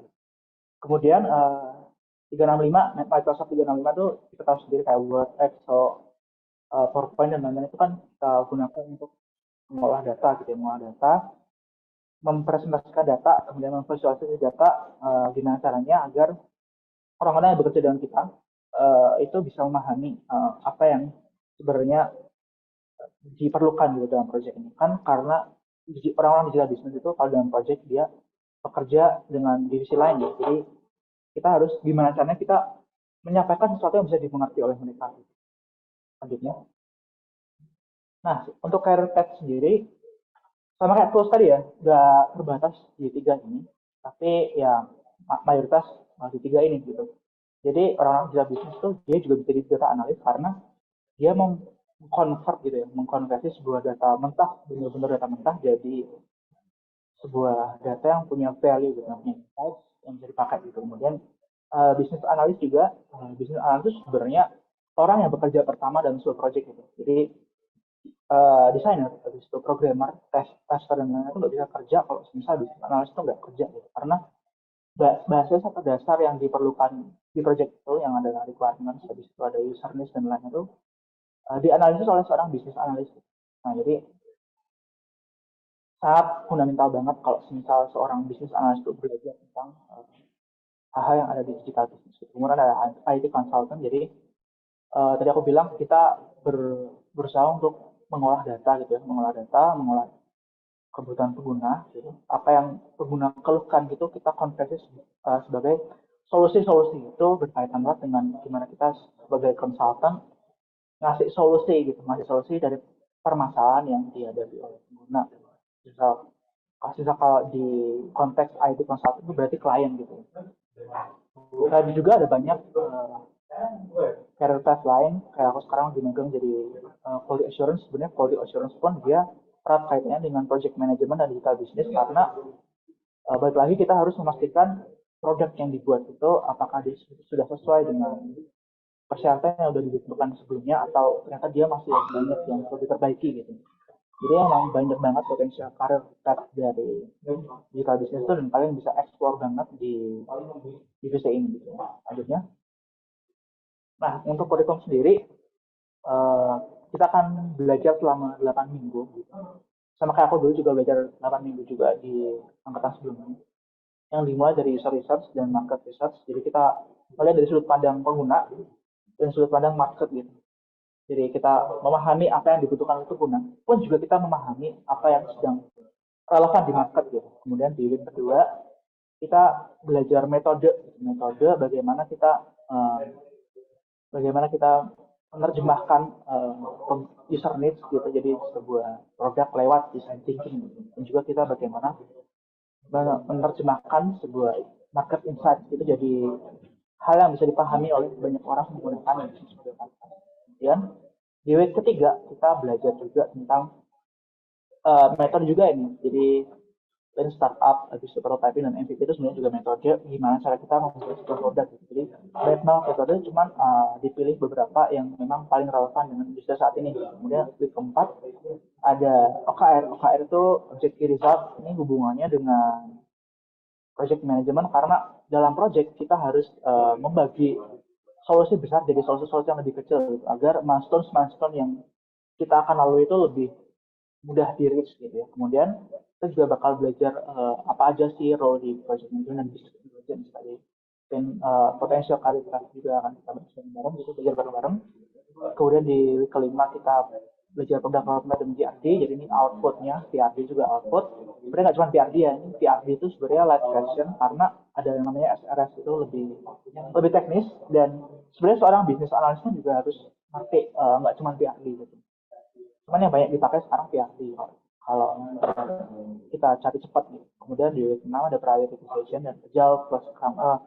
Agile Scrum sendiri itu adalah sebuah proses yang bisa membantu kita dalam sebuah project. Misalnya kalau projectnya itu keluarannya atau outputnya itu kurang akurat, kita bisa milih metode apa yang paling tepat gitu. Dan banyak industri sekarang mereka pakai Agile dan Scrum karena cepat dan bisa banyak mendapat feedback dari pengguna juga gitu. Nah, juga untuk week ke-7 itu user acceptance dan QA, market size. Kita juga belajar quality assurance.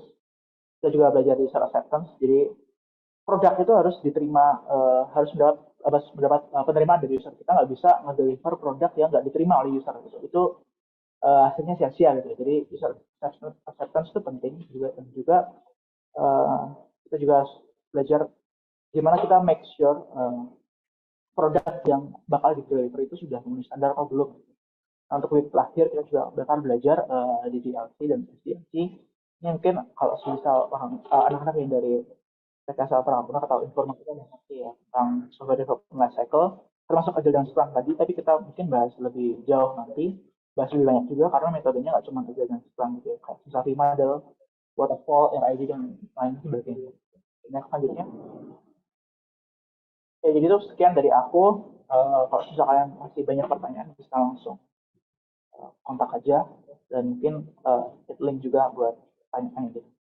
Mungkin next akan aku serahkan ke temanku dari divisi UI UX Design. Silahkan.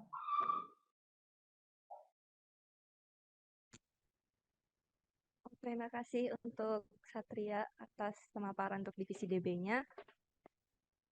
Oke, selanjutnya kita ada pemaparan materi untuk divisi UI UX. Buat kalian yang suka desain, ayo perhatiin ya teman-teman. Dan juga aku mau ngingetin buat sama kalian semua, kalau ada pertanyaan terkait pengenalan divi dari awal sampai sekarang, kalian bisa langsung isi di link Slido yang udah tertera pada kolom komentar ya teman-teman. Baik, untuk UI UX sendiri akan dijelaskan oleh Kak Nazwa. Halo Kak Nazwa, apakah Halo. sudah? Halo. Oke, terima kasih Ading. Mungkin aku langsung mulai aja gitu ya. Ya. Oke, selamat malam semuanya. Apa kabar nih? Wah, dari tadi aku di Meet ini ya udah mulai kerasa banget aura anak-anak ambis ya gitu. Oke, teman-teman di sini aku mau mulai pakai pantun. Nonton tukul bikin ketawa, nontonnya sambil makan ikan dori. Salam kenal semuanya, aku Nazwa, UI UX Designer dari Motion Laboratory. Oke, next ya teman-teman, namaku Nazwa Taskia Kirana, tapi biasa dipanggil Lele. Di sini aku bakal mewakili divisi UI UX Design untuk sharing-sharing sedikit nih tentang divisi UI UX di Motion Laboratory. Nah, mungkin tadi udah kenal sama aku, di sini kita akan kenalan sama UI UX Designer itu apa sih? UI UX Designer adalah seseorang yang menciptakan dan juga merancang bagian-bagian visual dan interaktif dari sebuah produk digital. Nah, UI UX Designer ini kerjanya itu adalah membuat produk-produk digital itu terlihat bagus dan juga estetis serta mudah digunakan oleh user. Fokus utamanya itu adalah user interface dan juga user experience. Nah, si UI UX Designer ini juga memahami gitu ya bagaimana orang berinteraksi dengan produk sehingga bisa menciptakan produk digital yang menyenangkan dan juga mudah digunakan gitu. Mungkin next. Nah, untuk menjadi seorang desainer UI UX pasti butuh banyak banget belajar dan juga gain knowledge dari sumber-sumber yang terpercaya nih. Oleh karena itu, di sini Motion Laboratory akan mewadahi dan juga memfasilitasi teman-teman semua untuk bisa belajar bersama-sama tentang menjadi UI UX designer. Teman-teman di sini juga akan mendapat banyak kenalan yang bisa diajak tukar pikiran dan saling memotivasi untuk belajar bersama. Kita kembali lagi di Motion Laboratory ini kalian bakal mempelajari berbagai aspek yang terkait dengan desain UI UX khususnya dalam konteks pengembangan aplikasi mobile. Kalian juga bakal belajar banyak teori-teori, praktiknya hingga sampai ke nge-build portofolio kalian. Mungkin boleh di next. Nah, di sini teman-teman ada kurikulum dari divisi UI UX Designer di Motion Laboratory. Kita bakal belajar banyak, nggak cuma cara bikin desain yang bagus dan menarik dilihat aja, tapi kita bakal deep dive ke tiap proses-proses ataupun tahapan dalam mendesain produk dari sampai ke testing dan juga implementasinya gitu ya di lingkup kerja. Nah, ada apa aja sih kurikulumnya? Yang pertama adalah desain sprint. Nah, di desain sprint ini kita bakal belajar cara mengimplementasikan metodologi desain sprint yang banyak digunakan ketika nanti kita terjun ke dunia kerja. Nah, kemudian di user research juga kita bakal belajar metode research untuk memahami user kita. Kemudian kita belajar juga beberapa deliverables ataupun output yang akan kita hasilkan selama proses kita mendesain produk, yaitu contohnya adalah UX flows, information architecture, user journey map, persona, dan lain-lain. Kemudian di sini kita juga bakal belajar tentang interactive prototyping, di mana kita akan praktik membuat prototype yang interaktif. Selanjutnya ada usability testing, UX writing, dan juga success metric framework dan presentation for UI portfolios. Nah, teman-teman dengan segitu banyaknya ya yang bakal kita pelajari bersama, kayaknya bakal rugi banget gak sih kalau kalian gak join Motion? Oke, kita lanjut ya ke slide berikutnya. Di Motion ini kita juga akan memperkenalkan dan juga mengedukasi teman-teman semua tentang alat di industri yang umum digunakan seperti Figma. Tapi basically tools yang kalian gunakan itu bebas karena balik lagi ke preference kalian gitu. Tapi yang bakal kita ajarin itu adalah bagaimana kita akan mengoperasikan Figma. Boleh di next? Oke, nanti ketika kalian udah belajar banyak nih tentang UI UX designer di Motion, ke depannya bakal ada banyak banget career path yang bisa kalian pilih. Contohnya ada UI designer, di mana UI designer ini akan lebih fokus pada aspek visual dan juga tampilan dari desain aplikasi yang menarik. Selain itu yang kedua ada UX researcher yang cocok nih buat teman-teman yang lebih suka belajar memahami behavior seseorang gitu. Nah, sebagai UX researcher juga kalian bakal lebih banyak terlibat dalam research untuk mengidentifikasi needs, expectations, dan pain points dari user. Selanjutnya ada UX writer, di mana teman-teman akan lebih berfokus untuk membuat copywriting yang jelas, informatif, dan tentunya driving user untuk berinteraksi dengan baik dalam produk. Nah, teman-teman sebenarnya masih banyak banget lagi ya karir path lainnya, tinggal kalian cari aja mana yang lebih cocok dengan kalian. Nah, untungnya di Motion ini banyak UI UX designer gitu ya, ataupun role-role dari divisi lain yang bisa kalian konsultasikan atau istilahnya kalian rusuhin aja gitu ya, kata Bang Lutfi tadi, kalau misalkan kalian udah gabung ke Motion Laboratory. Karena kita pastinya akan mau berdiskusi dan juga membantu teman-teman kalau teman-teman kebingungan. Oke, nah mungkin segitu aja ya paparan dari aku sebagai perwakilan dari divisi UI UX Designer. Semoga dari penjelasan aku kali ini bisa bikin teman-teman makin tertarik lagi nih untuk gabung Motion Laboratory. Oke, thank you semuanya. Aku kembalikan lagi ke moderator. Terima kasih. Makasih Nazwa. Wow, keren banget ya cara penyampaiannya Nazwa. Nah, teman-teman, kita akhirnya ke divisi terakhir dari Motion, ada divisi Mobile Programming yang bakal dijelasin oleh Kak Aziz. Halo Kak Aziz, Oh, halo, halo. Kedengeran nggak suaranya? kedengeran. Aman ya? Oke. Oke, kita udah Langsung ke aja Kak divisi Aziz. terakhir nih. Oke. Assalamualaikum warahmatullahi wabarakatuh. Mungkin di sini ada yang mau daftar jadi mobile programmer? Boleh unjuk tangan. Oke. Perkenalkan, namaku Abdul Aziz Alayubi dari divisi mobile programmer. Aku ngewakilin teman-teman dari divisi mobile programmer nih. Boleh. Oke, lanjut. Oke. Jadi Oke. Selanjutnya kita kenalin dulu sama divisi mobile programming. Nah, divisi mobile programming ini sebenarnya adalah spesialisasinya itu membuat aplikasi yang dibuat dari UI designer. Itu kita punya 3 spesialis. Di sini ada iOS. Jika kalian mau banget ngedevelop aplikasi sistem operasi iOS untuk iPhone atau iPad, kalian bisa banget join di iOS. Terus untuk yang kedua itu Android. Jadi kalian kalau mau develop aplikasi Android, kalian bisa gabung di spesialis ini. Terus yang ketiga itu hybrid. Jadi kalian bisa bikin aplikasi di kombinasi antara Android dan iOS. Jadi kalian bisa langsung develop keduanya dalam satu single code base. Oke, di mobile programming ini kalian belajar apa sih? Kalian akan mengimplementasikan user interface yang dibuat dari teman-teman UI UX tadi dari Kanazwa. Terus juga kalian akan komunikasi ke server untuk nyimpan data dan sebagainya. Oke, potensial career path di sini ada 3, yaitu kalian mau jadi Android developer itu bisa banget. Terus untuk mau gabung iOS engineer juga bisa banget. Terus kalau kalian mau jadi Flutter engineer juga bisa banget. Kalian bisa gabung nih di spesialisasi di salah satunya gitu. Oke, tools kerja kita sebagai mobile programming itu ada 3. Yang pertama itu untuk Android. Itu kalian bisa banget menggunakan Android Studio. Itu untuk Android. Lalu untuk yang Flutter kalian bisa menggunakan Visual Studio Code atau kalian juga bisa gunain Android Studio juga. Lalu yang ketiga nih iOS itu menggunakan Xcode. Tapi mohon banget kalau misalnya kalian mau gabung ke iOS kalian harus punya MacBook nih.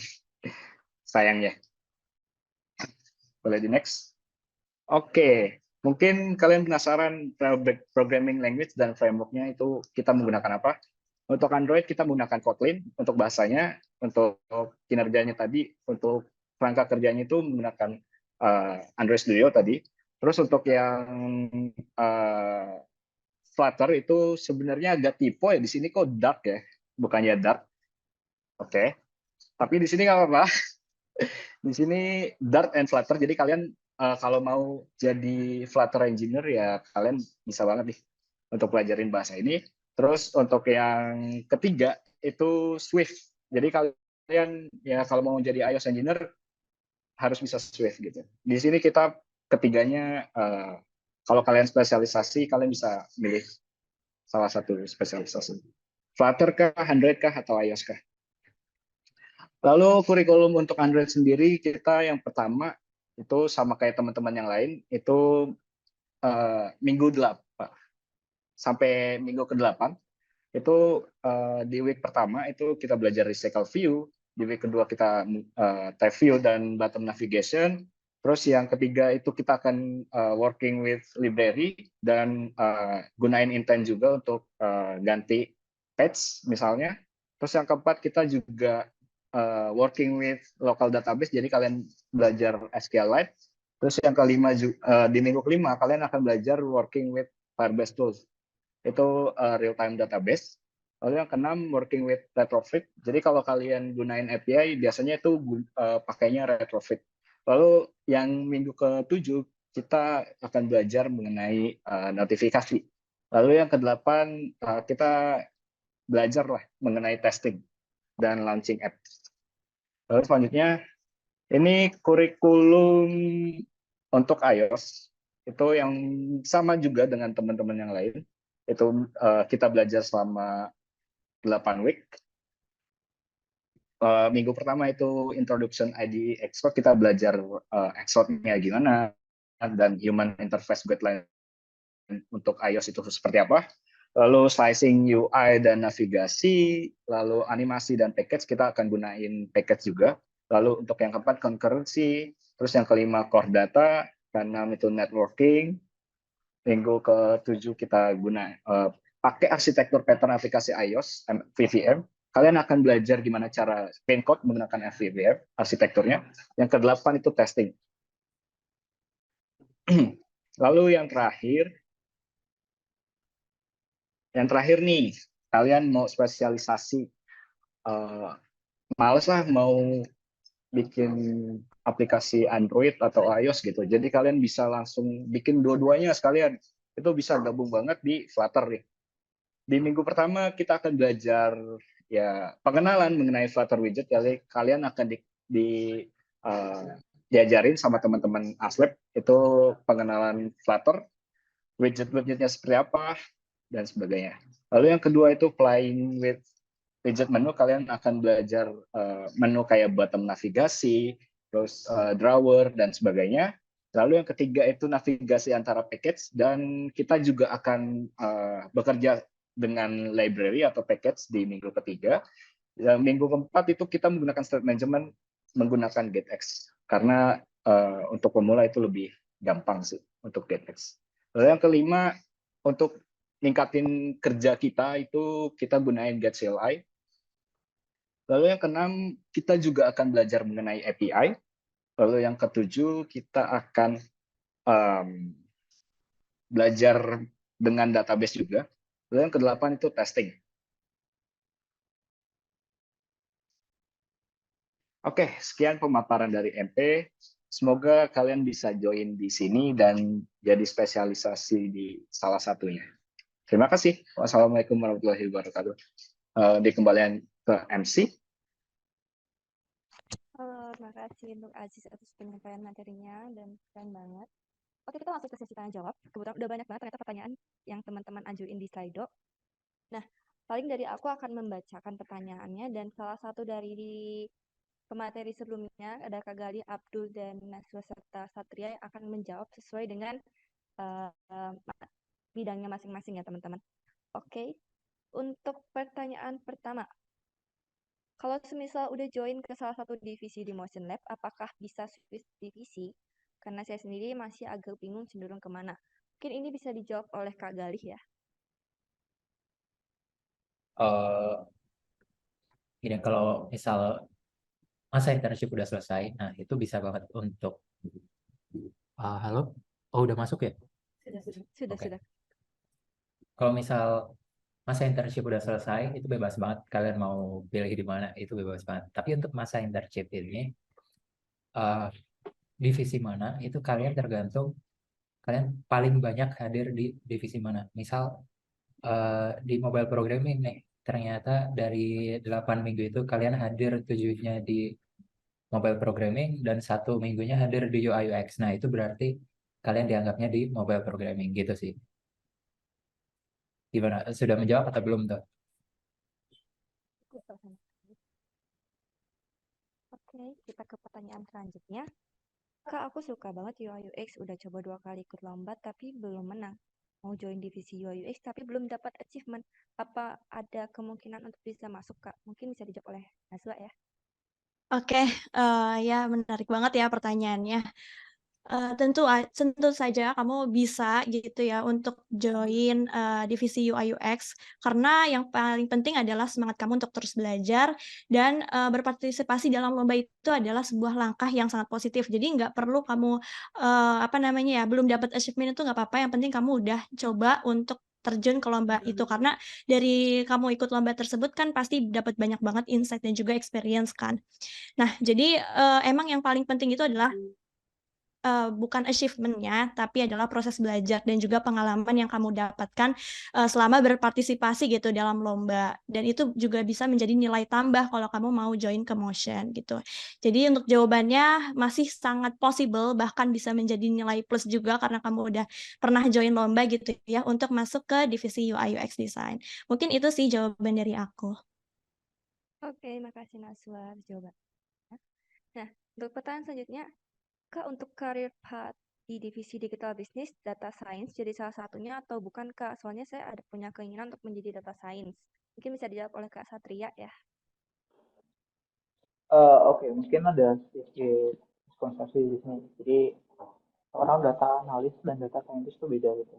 Nah, sebenarnya digital business sendiri itu dia menganalisis data yang dibutuhin di projectnya supaya nanti projectnya bisa jalan lancar. Sedangkan data scientist ya, pengetahuan aku ya karena disclaimer dulu aku bukan bidang data, aku bukan seorang data scientist, jadi aku nggak bisa ngasih jawaban yang jelas tentang data scientist. Cuman kalau data scientist itu dia membuat sebuah model machine learning yang mana itu adalah model yang nanti bisa memproduksi sebuah kayak business decision gitu ya. Jadi perbedaannya adalah kalau misal di data scientist itu kita bakal ngurusin banyak tentang AI, tentang machine learning gitu. Tapi kalau misal data analyst yang konteks dari digital business ini adalah kita ngolah data dari user atau data dari market gitu yang nanti bisa dipakai di project, misal project mobile gitu, atau kita bisa ngomongin project software engineering yang lain gitu. Jadi itu mungkin bedanya. Jadi kalau misal buat data scientist, bidang data scientist, maksudnya data science di sini, maksudnya bidang data science itu aku bisa bilang itu kurang relevan. Tapi kalau misal data analis yang dia kerjanya analisis data itu bisa kita kaitin. Jadi perbedaannya di situ. Oke, makasih ya Satria atas jawabannya. Kita bisa langsung ke pertanyaan selanjutnya ya teman-teman. Kak, untuk divisi MP apa boleh ambil 2 divisi atau harus pilih salah satunya? Mungkin yang dimaksud di sini boleh ngambil iOS atau Flutter atau harus fokus satu ya paling Kak. Mungkin untuk Kak Aziz boleh jawab. Oke, untuk itu seperti yang Kak Galih bilang tadi, kalian bisa main-main ke divisi lain. Jadi misal kalian spesialisasinya 7 minggu itu ke Flutter misalnya. Terus pengen main-main ke spesialisasi lain, permintaan lain, kayak Android atau sebagainya. Itu bisa. Gitu. Apakah menjawab, teman-teman? Oke, Kak Aziz.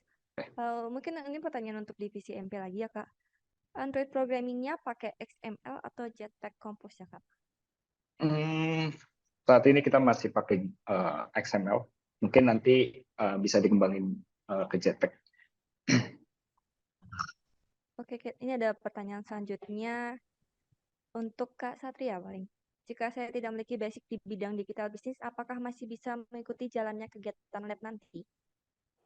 Oke, jadi kayaknya juga jawabannya udah dijawab sama tadi Kanaswa. Asal kita semua punya semangat dan niat buat belajar gitu. Sebenarnya nggak ada satu hal yang mustahil gitu ya, asal kita mau belajar terus dan konsisten itu pasti kita bisa nemuin apa yang kita mau di eh, ya spesifiknya di digital business itu. Karena aku lihat secara pribadi yang ada di digital business itu nggak seteknis yang ada di programming ataupun di desain. Jadi kita bisa benar-benar belajar dari nol dan kita bisa ngerti banyak hal gitu di digital business itu sendiri. Baik, Kak Satria, makasih untuk jawabannya. Nah, kita ada pertanyaan selanjutnya untuk divisi UX. Kalau mau masuk ke UX yang harus disiapin sebelumnya apa aja ya, Kak? Mungkin Oke, aku jawab ya. Apa aja yang perlu disiapkan? Yang pertama benar semangat belajar dulu. Yang paling penting itu semangat belajar dulu. Tapi untuk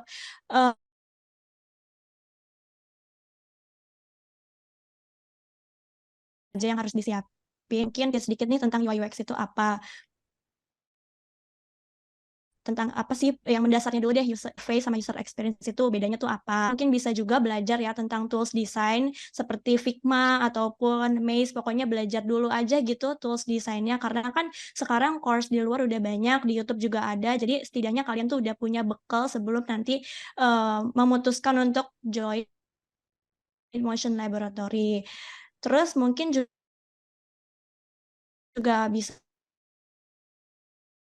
videonya, portofolio kan mungkin ada juga ya yang kita belum pernah punya experience gitu lah ya untuk nge-build ataupun ngedesain suatu produk. Itu kalian bisa banget mungkin bikin proyek konseptual, jadi kalian bikin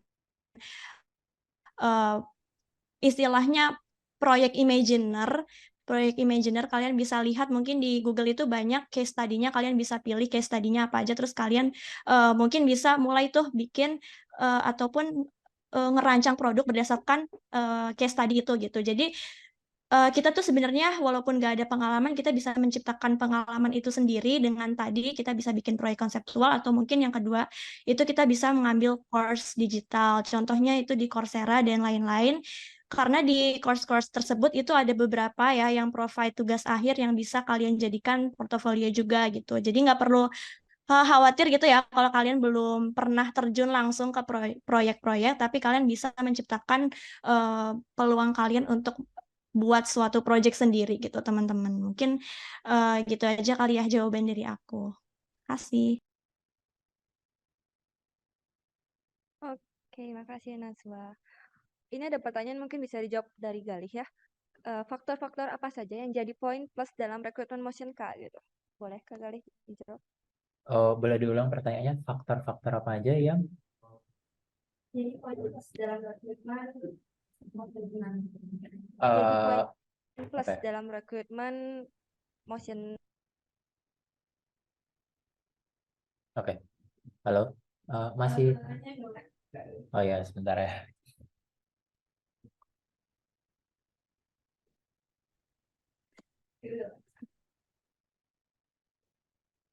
Oke, udah lancar. Masih masih ngelag ya? Oh ya. Oh, udah gerak nih, udah gerak nih. Oke. Poin plus ya yang jadi. Nah, sebenarnya itu yang paling poin plus adalah memang yang udah ada proyeknya. Misal kalau di mobile programmer itu kalian di portofolio bisa nunjukin GitHub kalian. Nah, misalnya dari Aziz tadi jago Flutter nih. Kalau nggak udah pernah ngerjain proyek Flutter nih. Kalau nggak yang dari Nazwa tadi. Di Nazwa bilang bahwa pernah ngerjain proyek UI nih, walaupun hanya di course dan sebagai tugas akhir di course. Nah, itu menurutku sangat berpengaruh di situ gitu. Kalau proyeknya bisa kami lihat. Nah, gitu aja sih dari aku. Kayak bisa dibalikin lagi kali. Oh ya, paling ada dua pertanyaan terakhir ya sebelum kita tutup. Yang pertama ada mulai semester berapa ya Kak untuk bisa ikut? Apa semester 1 udah bisa ikut? Semester 1 udah bisa ikut bebas. Kalian mau semester berapa? Asalkan mahasiswa Telkom University gitu. Oke. Untuk pertanyaan terakhir paling apakah di Motion ini kita bakal belajar materi dari dasar? Dan apakah setelah mempelajari materi dasar ini ada pasca kurikulum intern? Oke, untuk materi dari dasar sebenarnya yang diajarin di Motion ini adalah dasar-dasarnya. Namun untuk yang mobile programmer, misal untuk yang mobile programmer ini sangat diharapkan sudah bisa programming dulu dari awalnya gitu. Dan bisa OOP itu juga udah jadi nilai plus banget buat mobile programmer karena yang digunain di mobile programmer ini banyak banget OOP-nya gitu. Mungkin bagi teman-teman yang belum tahu OOP itu apa, OOP itu Object Oriented Programming atau bahasa Indonesianya pemrograman berorientasi proyek gitu. Objek, maaf. Pemrograman berorientasi objek. Oke. Terima kasih Galih, karena ini juga pertanyaan terakhir kita. Dan kalau misalnya teman-teman masih ada pertanyaan, nanti bisa ya ditanyain di feedback formnya. Bisa kalian tanyain lagi, feedback formnya udah bisa kalian isi di kolom komentar. Dan lupa ntar juga kita bakal share di grup yang udah kita sediain. Nah teman-teman, karena kita udah di penghujung acara, kita ada sesi. Oke, ternyata ada tambahan dari Kak Aziz ya. Enggak kedengeran Kak Aziz.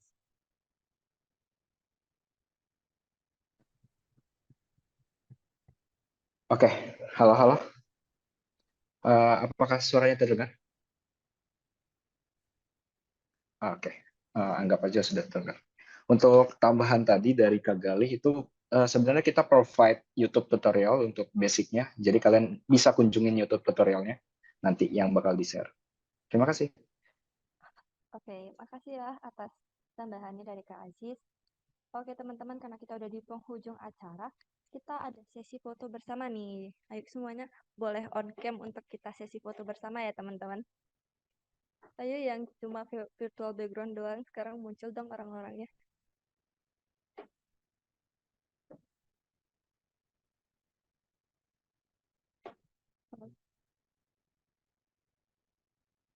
Nah, udah mulai rame ya yang muncul. Dan teman-teman, biar kita bisa foto bersama. Aku reminder lagi, jangan lupa untuk isi feedback form ya teman-teman. Nanti dengan kalian mengisi feedback form ini juga kalian bakal dapat sertifikat dari acara Open Mind X Sobat Lit ini ya.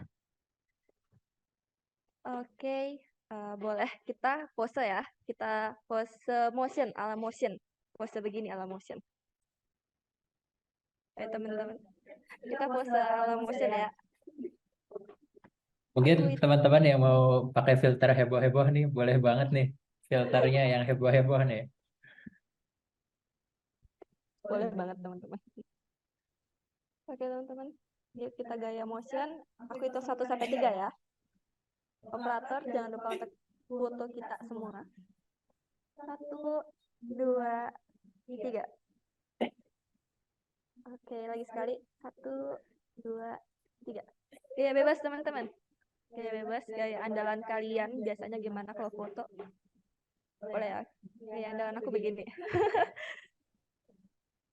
Jangan. Mau menunjukkan keramaian di motion ya, Kak Aziz ini. Oke. Aku hitung 1 sampai 3 untuk gaya andalan kita. 1, 2. Tunggu ya, ternyata pada ngumpul di sana. Tunggu. 1, 2, 3. 1, 2, 3. Oke, makasih ya teman-teman karena udah hadir dan ikut tanya-tanya bareng kita di acara Open Mind Motion Lab Sobat Lit ini. Nah, sebagai penutup acara, aku sebagai MC, Ading, izin untuk menutup acara pada malam hari ini. Dan reminder juga jangan lupa untuk isi feedback form ya teman-teman. Dan kalian udah bisa live dari Zoom-nya. Makasih teman-teman.